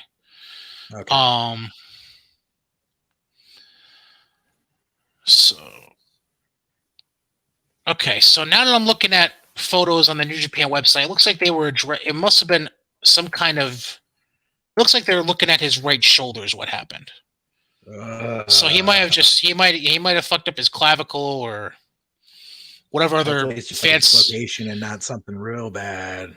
Right, or some other fancy body part that Gorilla Monsoon would have known and not me. Yes. Occipital vertebral. Yeah, basically. And then they had Tama Tonga confront Okada during his post-show press conference backstage. Fucking whatever. See, that's something new. You could have easily done that without. Well, now here's the big question, because you're talking about they could have done something. Typically, they kill 2.5 months worth of time in New Japan by having random good matches, but random because there usually isn't a whole lot of story going into them. Yeah. Where the contract for Wrestle Kingdom is on the line.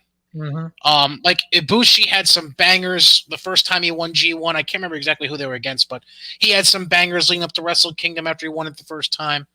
Right. So obviously, it sounds like they're trying to set up for that first match with Okada being Tama Tonga. Yeah.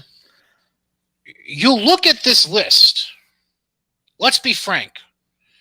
The only person I want to see potentially weaseling their way into this, and you can say, well, there's a few other people here. The only person I want to fucking see legitimately challenge for this is Jeff Cobb. I agree. Like, we're just at a point where you had an option. You chose to turn left instead of turn right. Now you can try to make up for it. Right. I just don't know, because this company is so goddamn snake bitten. Yeah.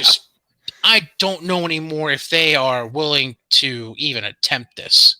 Right. Because I fucking swear, like, if this ends up being the same old bullshit where we get Okada winning the fucking title on night 1 just to do Okada versus fucking Ospreay on night 2 for who's the real champion. Like, fuck you. Like, no. So let me run through just to give you an idea. So the first time they decided to do these matches post G1, where the title match contract was on the line, was after Okada won the G1 in 2012. Mm-hmm. Which I believe, actually, I think that's the one. Yeah, 2012. That's the one where he lost to where Carl Anderson lost to Okada, because Carl Anderson got a rematch and lost. But just to fast forward, here's the matches I'm talking about here. So the first time Ibushi won it, Ibushi was going for 3 in a row, by the way. Mm-hmm. Not just 3. He was going for 3 in a row. Yeah. So when he won in 2019, he ended up defending that certificate twice against Kenta and against Evil. Because at the time they were really pushing Evil. It looked like they were starting to push Evil away from Sonata, thank you. Then last year, Ibushi won the G1, but then lost the championship rights to Jay White, who then turned around and lost at Wrestle Kingdom anyways to Ibushi. Yeah. Because that was a whole fucking clusterfuck. Yeah.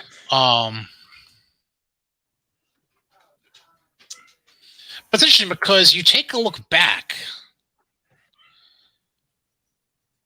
5, 6, 7, 8. Holy shit. So, ever since that started, okay, and I don't know how this is. So, starting with 2012, when Okada first won the G1, There is only one person that has won the G1 and then turned around and won the championship at Wrestle Kingdom. Naito. No. Hiroshi Tanahashi when he beat Kenny Omega for the belt in 2019. Yes. And I'll run through this real quick. So the 2012 winner Okada lost to Hiroshi Tanahashi at Wrestle Kingdom 7. No. Naito lost to Okada at Wrestle Kingdom 8. Okada lost to Hiroshi Tanahashi again at 9. And Tanahashi lost to Okada at Wrestle Kingdom 10. Omega lost to Okada, which eventually led to a rematch like a year and a half later, I think. Mm-hmm. Naito lost to Okada in Wrestle Kingdom 12. Tanahashi beat Omega at 13. Ibushi lost to Okada at 14. And then Jay White lost to Kota Ibushi earlier this year at Wrestle Kingdom 15. Yeah. There's no... It's like the polar opposite, essentially, of winning the Royal Rumble. Royal Rumble almost guarantees that we're going to have a new champion at WrestleMania. G1 doesn't mean jack shit for Wrestle Kingdom, apparently. Plus, you figure they've got the big hole to fill of having they've got a vacant U.S. title right now.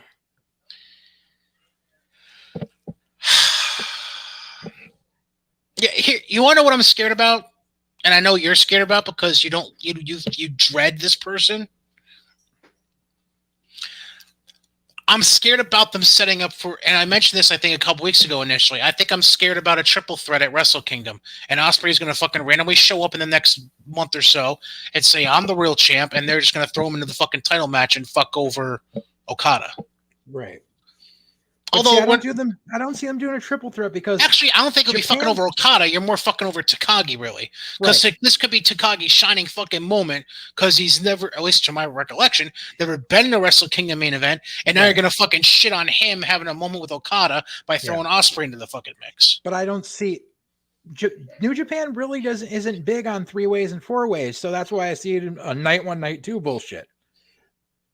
They just have such a hard on for Ospreay. I don't know, man. I don't fucking get it, dude. I don't get it. They love their... It's weird. They're very weird about their American and Canadian gaijins, but the guys they bring for Europe, they just get a weird hard-on for. Where they oversee all their fucking sexual predatory bullshit. You got fucking Ospreay, you got fucking TJP fucking with his shit there now. I mean, Christ, we know Kenny was fucking diddling 13-year-old fucking girls.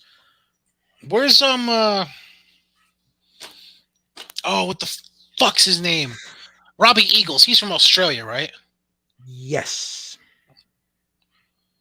ZSJ. See, ZSJ's really... ZSJ's just boring. ZSJ is just a weird case because he keeps himself too much inside the box. Yeah. And I just felt like I had to do the motion. It fucking made sense. Yeah, he keeps himself boxing way too fucking much with the technical wrestling. Not that there's anything wrong with it. I enjoy a good technical wrestling match once in a while, but every fucking match, dude, I mean, change it up a little bit. I've never had a use for ZSJ, ever. I thought dollar for dollar, and it sucks that unfortunately he became a bag of shit in the long run, but I always thought Jack Gallagher was fucking light years better than ZSJ. I could see that, yeah. But I always enjoyed Jack. He became a diddler too. Right. But Jack's work in WWE was pretty solid overall, I thought. Speaking of sexual predators or accused sexual predators, I can't wait to see where this one's fucking going. Unfortunately, I'm not watching the company anymore because they already announced Will Ospreay. Okay, so this is going to MLW. Yep. They announced their newest signing today. Oh, fuck all. I think I saw this too, and I just totally am blanking right now. Go ahead. Who is it? You know how much money MLW is going to be getting from me? 0 dimes. Oh, right. They signed Enzo and fucking Kaz. They signed Kaz? I only saw they signed Enzo. I know they announced both making their debuts. Oh. So I'd assume it's both. I just saw Enzo. That was it. Let's see here. Enzo's going to be at War Chamber November 6th. I would really love to be at War Chamber, but no, because you had to bring in fucking Will Ospreay, and you're still employing TJP. Yeah, I saw it. Motherfucker announced it on TMZ. Fucking really, Enzo? Oh, Jesus Christ. I mean, it gets eyeballs on MLW. Do they really need that kind of eyeballs? It's eyeballs, dude. It's for a company that isn't nationally known. It's eyeballs. I swear they announced that Kaz was coming too. Mm. I could be wrong. I'm just double checking real quick, but I could be wrong.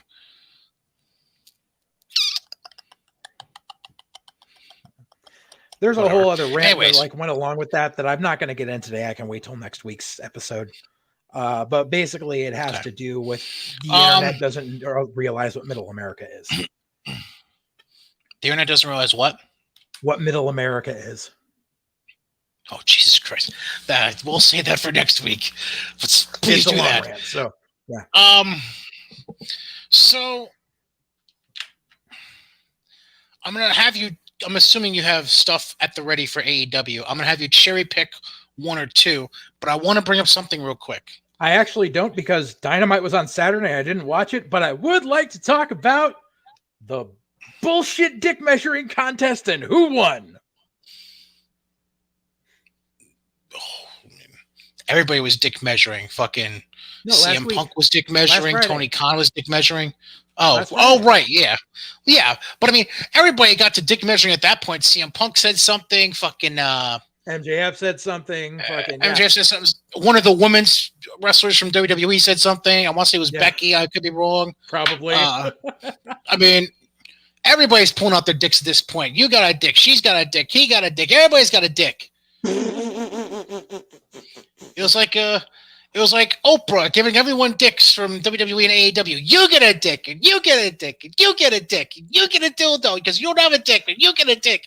My dick play on the double feature screen. Your dick went straight to DVD. Anyways, I just love how the dick measuring became. We didn't win the war, but we won a battle. We won the demo by 0.01 points. Shut the fuck up. Thank you. Fucking thank you. You lost. You motherfuckers lost by fucking. And I think it was Forbes that did it that made me smile the most. Was they put out the numbers. SmackDown did 723,000 and Rampage did 549,000, I believe. Like or it was 749, 523, something like that. It was a difference of about 200,000 viewers. Now, I would like to bring up one other thing. And it was funny because if you, I DM'd you during this, I flipped on that fucking pre-show, the fucking Danielson and fucking Suzuki. And they changed the whole fucking thing. And screenshotted it and circled the number of live viewers. Like 8,300? It was no. It was, and granted, I actually did it like after the match had finished, so the number was slowly going down. When I actually first turned it on, it was actually at 92,000 and not 88,000. But still, it was not even 100,000 people that were watching it live. Like, that means nothing. Like, no one fucking cared. Like, that proves that you had no eyes on your product. But the most beautiful thing was how Forbes came out and said, SmackDown did this number, Rampage did this number, and then underneath it, they wrote, TNT is on in approximately 10 million more homes nationwide than FS1 is. FS1 is a secondary channel for my cable product, at least. Right. But that just shows that you had the scale tipped so in your fucking favor, and you still couldn't pull it off. And I will say this, by the way, speaking of that night specifically, I got a shit ton of hilarity out of how Adam Pearce comes in and is like, okay, girls, you had your match. Go, be on your way. Go, scoot, skedaddle. And he's like, get the table, the chairs. Come on, on your way. No commercial break. Go on. And the greatest part was Pat McAfee sitting there going, "What's going on? Oh yeah, that's right. We don't. Oh, right, we're not going to commercial, motherfucker." It was so fucking great. Fucking Cole's like, I think they're getting ready for a contract signing. Patty's like, oh yeah, that thing. Right? But yeah, they're like, oh yeah, Ruby Soho and the Bunny defeated Brock and Roman segment. Like, motherfucker, fuck off. It was a contract signing. No one was expecting. Like, the most you were expecting was fucking a table bump, which didn't happen. But like, literally, like, fucking no, it's a we beat the demo. No, you didn't fucking beat the. Shut the Something fuck up better than a table bullshit. bump happened. Brock was trying to be smart. Right? Brock gave the biggest. Brock gave a laugh. Ha ha. Right. Brock gave the biggest thing to a holy shit moment he could give. Like, but he spoke and he made it funny. Right? Like, you don't get that every day. You don't get that every millennium. No. God, no. But I mean, seriously, man. Like, you lost big. And then they pulled the bullshit where they tried to say, oh, we beat them in this demo. No. And then the whole bullshit with this week, how they're getting preempted again this week. Yeah, I think it's because MLB. So they're on FS1, but they're not going the extra, but Talking Smack is going to be an hour long on FS1. They got moved. Hold on, let me see this. They didn't get moved, but Talking Smack is going to be an hour long on FS1 at 10 o'clock. Oh yeah, I was about to say there's no way they got moved because the American League, I think they had a game. But Dynamite got moved. It's a Saturday again. Aha! Yeah. But still, and then the number. Yeah, because no, it's got to be on Fox. It's got to be on Fox because FS1 is carrying the baseball game tomorrow night. And it starts at 8 o'clock. Right. Okay, whatever. But yeah, hour-long episode. Same difference. Right. But what was hilarious was the articles that came out were about the numbers that Dynamite did on Saturday were, well, they're up from the last time they aired on Saturday a year ago. Like, fuck off. Lick balls. Really? Lick my balls. Really? Like, guess what? You're not drawing any new eyes. You can put CM Punk and Danielson on your B show all you want. No one's fucking tuning into it. Suck my balls, Tony Khan. Suck my balls. I swear, Tony Khan is every fucking. Oh, I hate that son of a bitch so much. Okay. I don't have a bone to pick, but I have something to. I'm in my feels about something, so bear with me. I'm trying to find the picture of. Oh, for God's sake, where the fuck is it? Come on, I saw the picture today. Did you see how they fooled everyone with Taker showing up in Saudi? Yeah, fucking introducing Pitbull to the stage for the concert they were doing last night. Hey man, Taker should have spit some lyrics. Like, Pitbull could have gone to this thing. Pitbull just rattles off fucking area codes. He could have like kicked it over to Taker, and Taker could have rattled off the Saudi fucking international code. Like, they're like blah, blah, blah, blah. +0112685. I would have popped. You're a fucking weirdo, man. By the way, speaking of dick measuring contests, have you seen? Now, granted, it's for fun, I think. Have you seen the dick measuring contest going back and forth between Matt Cardona and fucking Effie, whatever the fuck his name is? I have not. Something just happened with Effie. Something just came up in my timeline. Okay. Like, Effie got like something bad happened. Oh. Like they got lost a booking or lost something. I forgot. I don't know. Something happened. All right. So I'm going to attempt to show you something. Okay.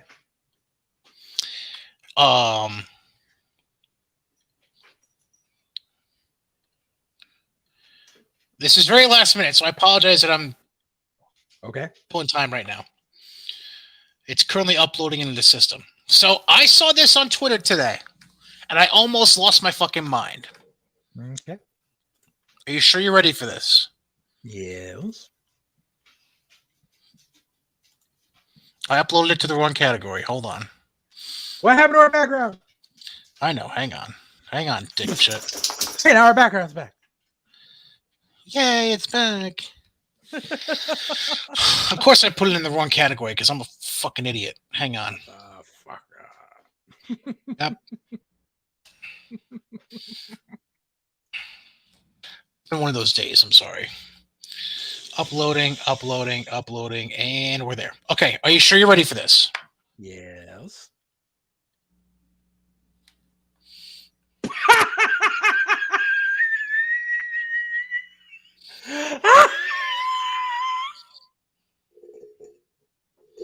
You're gonna die. That's going to be this Saturday night in Los Angeles for GCW.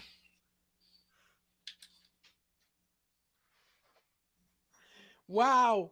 Like, it's amazing how this past weekend we got to see a doubleheader on different coasts of Suzuki versus Chris Dickinson. And now Suzuki has to lower himself to the bank addicted draw rubber.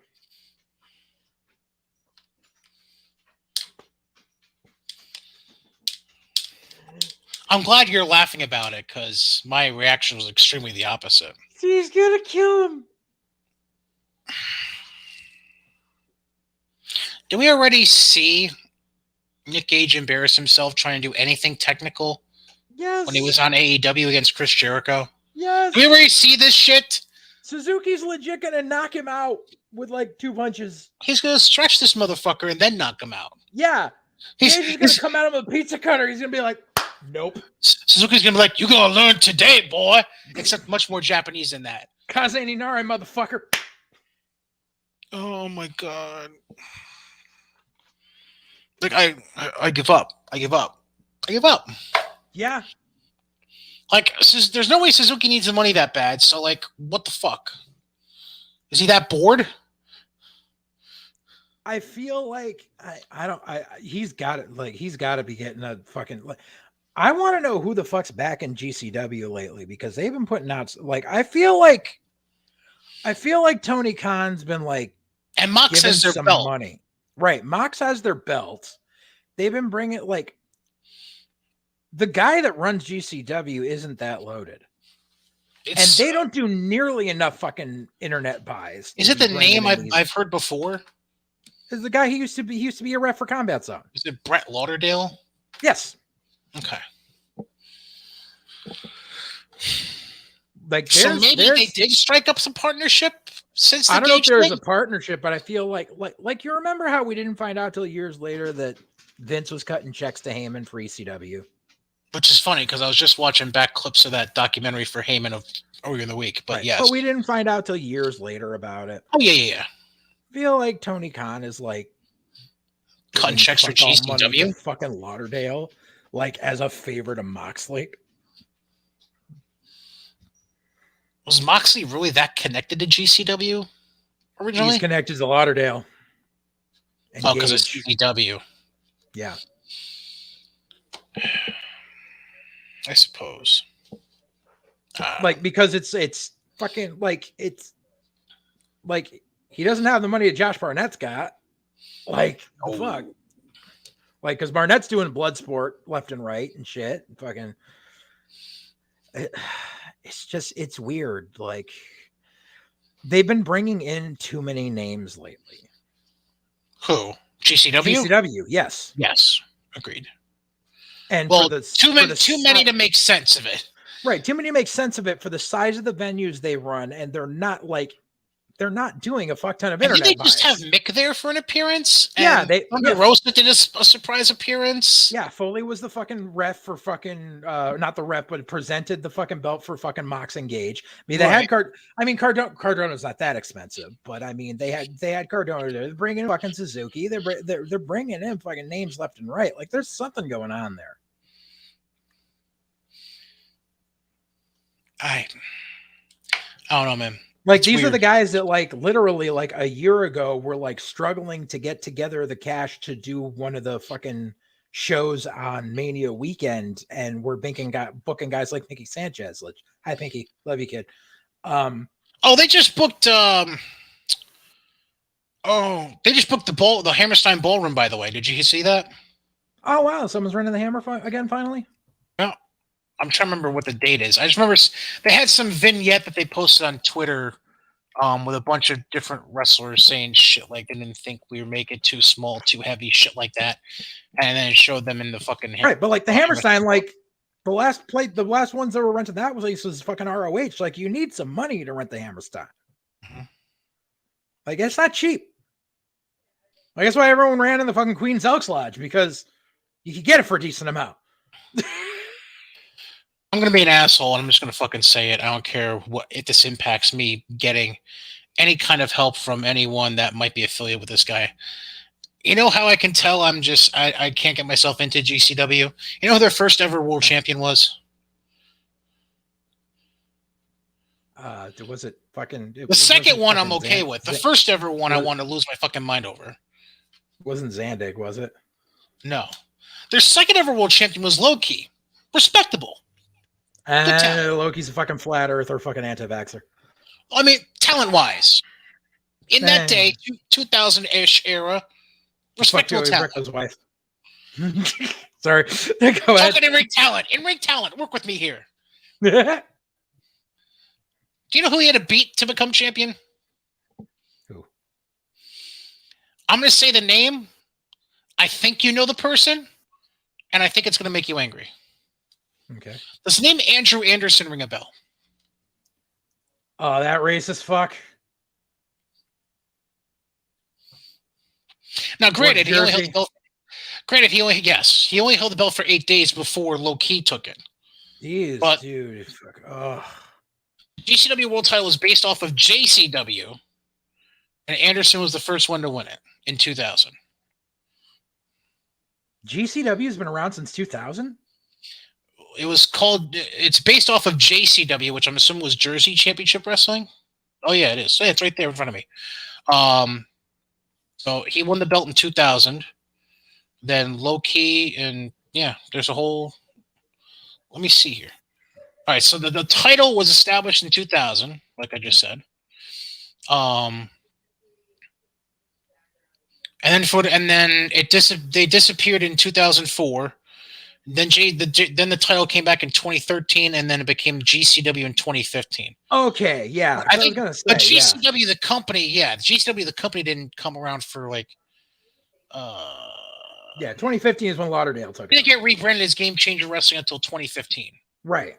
Its original incarnation was Jersey Championship Wrestling. It folded in 2004, came back in 2013, and then rebranded in 2015.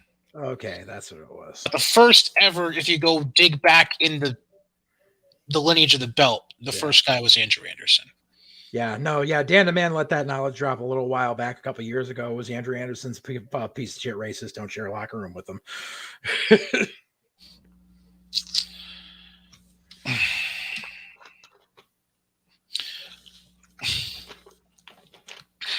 So let me give you a scoop, and right now I'm beyond the point of not giving a shit about this being live. The name, the Reinforcer Andrew Anderson or something like that. Yep. Yes. Suck a dick. Yes. Okay. So he's not even like related to anyone in the Anderson family. Right. He just happens to kind of sort of look like Ole. That's really it. Looks like Ole and fatter version. Looks like Ole and Hogan fucked. Basically. But no. I'm going to go, and yes, I see that in the chat. Slick Wagner Brown was one of the original champions. God, that makes him feel old, I bet. Anyways. Slick held every belt in Jersey during the early 2000s. He's held every belt in the fucking Northeast, probably. Anyways. Not mine. Our original one, yes. Thank you. All right, so... Okay. Again, I really don't give a shit who the fuck's watching this now live or going to watch in the future. Do you know where he was booked recently? I'll give you a hint. My booking got canceled for this show. Oh, the Hall of Fame bullshit? I don't think he was in the actual show that eventually was done. I mean, they booked a rapist on that show, so I'm not surprised. He was part of the originally booked show by my friend Scott. Scott. Yeah. Because, I don't know. There's like a certain group that he's tight with. Like, I know Tugboat's one of them. Uncle Fred. I think Hacksaw is one of them. Yeah. Hacksaw just had surgery today, by the way. Good for him. Yeah. Everything's okay. Godspeed for him. Yeah. Lanny's part of that group. But yeah, Andrew and Andrew's in that group. Greg the Hammer's in that group. Gino Caruso. Wow. Gino still books Andrew. That's unfortunate. Any hooser. Yeah. Bro. Did you have anything else to bring up? Any other surprises I don't know about? Bro, Gino, train me, bro. I'm leaving it alone. I'm not saying shit. No, that's a callback to the old story time with Bulldog Belansky segments I used to do. Oh, okay. Bro.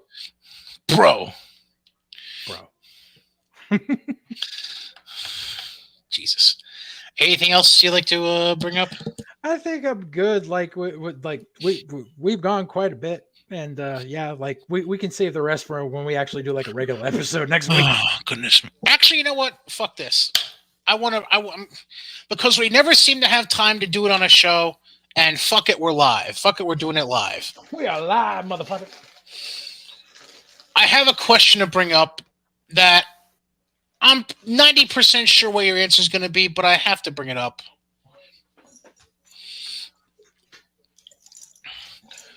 Is there ever going to be a legitimate possibility? Not necessarily this year. Let's say next 3 to 5 years. Okay. Is there ever a legitimate possibility of there being a wrestlers union at some point? Nope. Didn't think so. Thank you very much. Nope, not at all. Like, there's been talk for years. And you know something? If there was ever anything that fucking coked out Rick Moranis could have done when he started AEW, it could have been that.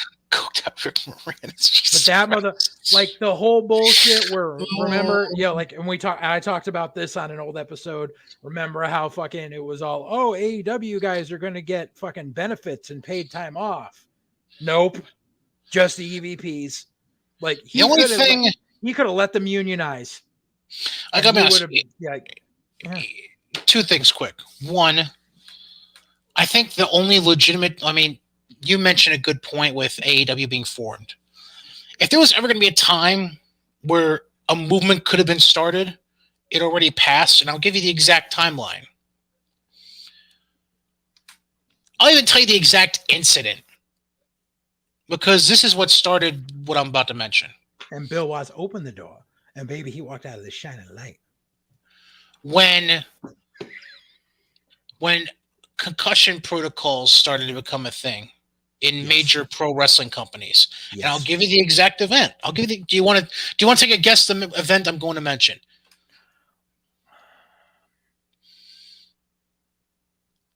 And I'll be perfectly honest, it's not even something that happened inside of a wrestling ring.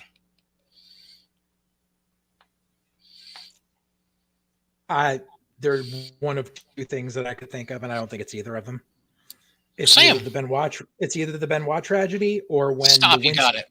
Oh, okay. I would have said, or when Nowinski started up the thing at Harvard, like and they were pretty close to each other, if I remember correctly. Yeah, I believe it was around roughly the same time. Yeah. Try to find this. Yeah, because he was there from 01 to 03. And then let me see when he and he founded the Concussion Legacy Foundation in 2007. Benoit passed in what? Wasn't it 06? 07. Was it 07? Double check here. I'm doubting you. But yeah, June 24th of 07. Nowinski founded his foundation. Because we had just opened the school a couple of months earlier. Wow, 10 days apart. Nowinski started the foundation June 14th, and the Benoit tragedy was 10 days later. So, yeah, we could say 1A and 1B, because it's pretty hand in hand. Yeah. Because let's be frank, obviously the easy angle that news took for weeks afterwards was steroids, because everybody was living in fucking 1991 in the newsrooms at that time. Right. But anybody who's anybody that knew anything about wrestling was like, no. If anything, it was CT. Concussions. Yeah. There's no fucking way it was anything else. Yeah. Which is interesting because when you look back, I mean, how many? I'm not necessarily lives, but like how many careers could have changed if it became a bigger thing? Like Dynamite Kid had his back issues, but didn't he have a lot of concussion issues himself too? Oh yeah. Christ, I'm just trying to think off the top of my head. Because it wasn't even a fucking thing, but like just in general, any of the guys who wrestled in like the 70s and 80s, and then especially when you fast forward through that Attitude Era and when Extreme Wrestling really blew up in the 90s, like fuck, headshots galore. Yep. Like, and you'll agree with me on this. Like, just think of all the ECW guys. Yeah. Like, I mean, granted, not all of them. Like, some had issues, not head health related, but like a lot of the shit was hand in hand with mental health. Mm-hmm. So I mean, fuck, you know who I'm amazed to that whole run with the amount of chair shots he took and everything that never actually had an issue with that was Balls. Yeah, like unfortunately his heart gave out, but he was like, yeah. Oh, that's a good name too. What about a Hack? Yow. Sandman. Yeah, I'm surprised Hackey's still pretty much on point. You know what Save Hackey was playing Trivial Pursuit with fucking Mitchell all those nights. Kept him sharp. True. I'm trying to think of who else. Even some of the WWE guys in that Attitude Era, like Foley. Foley being alive in general is a medical miracle. Yeah. Aside from like even beyond WWE, like all the other shit he fucking did. Yeah. Even some of the shit he was doing in his early runs at WCW was like, dude, what the fuck are you doing? You're not gonna be able to walk by 35. I think that's actually the quote that he used in one of his first book. Yeah. Yep. Was, bro, you're not gonna make it past 35. Yep. Fucking, but even like the bigger name guys, like think of all the unprotected chair shots like Rock, Austin, Hunter, Taker. Fucking nuts. Kane, think of all the fucking shots he took because he had a fucking mask and you were never going to see if he fucking bled. God, fuck, man, crazy. Anyways, I don't know how the fuck we got on that. Anyways, yeah, I'm good if you're good. Yeah, I'm good. Your new gimmick, does that start immediately next week or? Oh, thank you for mentioning that. I appreciate you saying that. Because I didn't want to make that announcement during the show. Look at you. Look at you. Real quick, disclaimer, and I will share this announcement over social media as well, just to spread the word. So I am taking on, as long as I get the phone call that I'm expecting to get tomorrow, I am anticipating to start a full-time job on Wednesday. Nice shirt, by the way. Thank you very much. I like that. I don't think you're intending for me to see that, but thank you. Yeah. So I started a new full-time job Wednesday. The way the shifts work out, I'd be working Wednesdays through Sundays. So timing is going to be a fuck all. So my assumption right now, we're either going to skip next week or we'll just do like an abbreviated kind of show like Monday or Tuesday. We'll see. Tuesday, do like a fucking preview for Halloween Havoc. Yeah, and then allow us to review everything from the weekend as well. Yeah. So we'll do that, and then going forward, again, depending on our schedules, recording dates will be Mondays or Tuesdays going forward. So just a general announcement. I'll make sure everybody sees it on social media too, but if you're watching, that's the announcement. So, life, it is what it is. But we're not going anywhere, motherfuckers. That's right. That being said, you good? I'm good. By the way, I know we'll bring it up again Tuesday. Fuck Chucky being at Halloween Havoc. For JJ Alexander. I better see a promo fight between him and Braun Breaker, goddammit. How about just Chucky killing LA Knight during the show? I want to see Chucky arguing with Braun Breaker, goddammit. And then I want to see him kill LA Knight.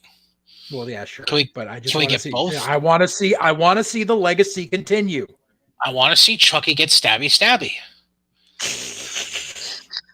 If there's anybody it's gonna happen to, let it be LA Knight. Let me talk to you. We'll talk about that on Tuesday. That being said, for JJ Alexander, I'm Brian Cady. This was White Heat 22 live. We're doing it live, motherfucker. We'll see you for episode 23. Goodbye. Later.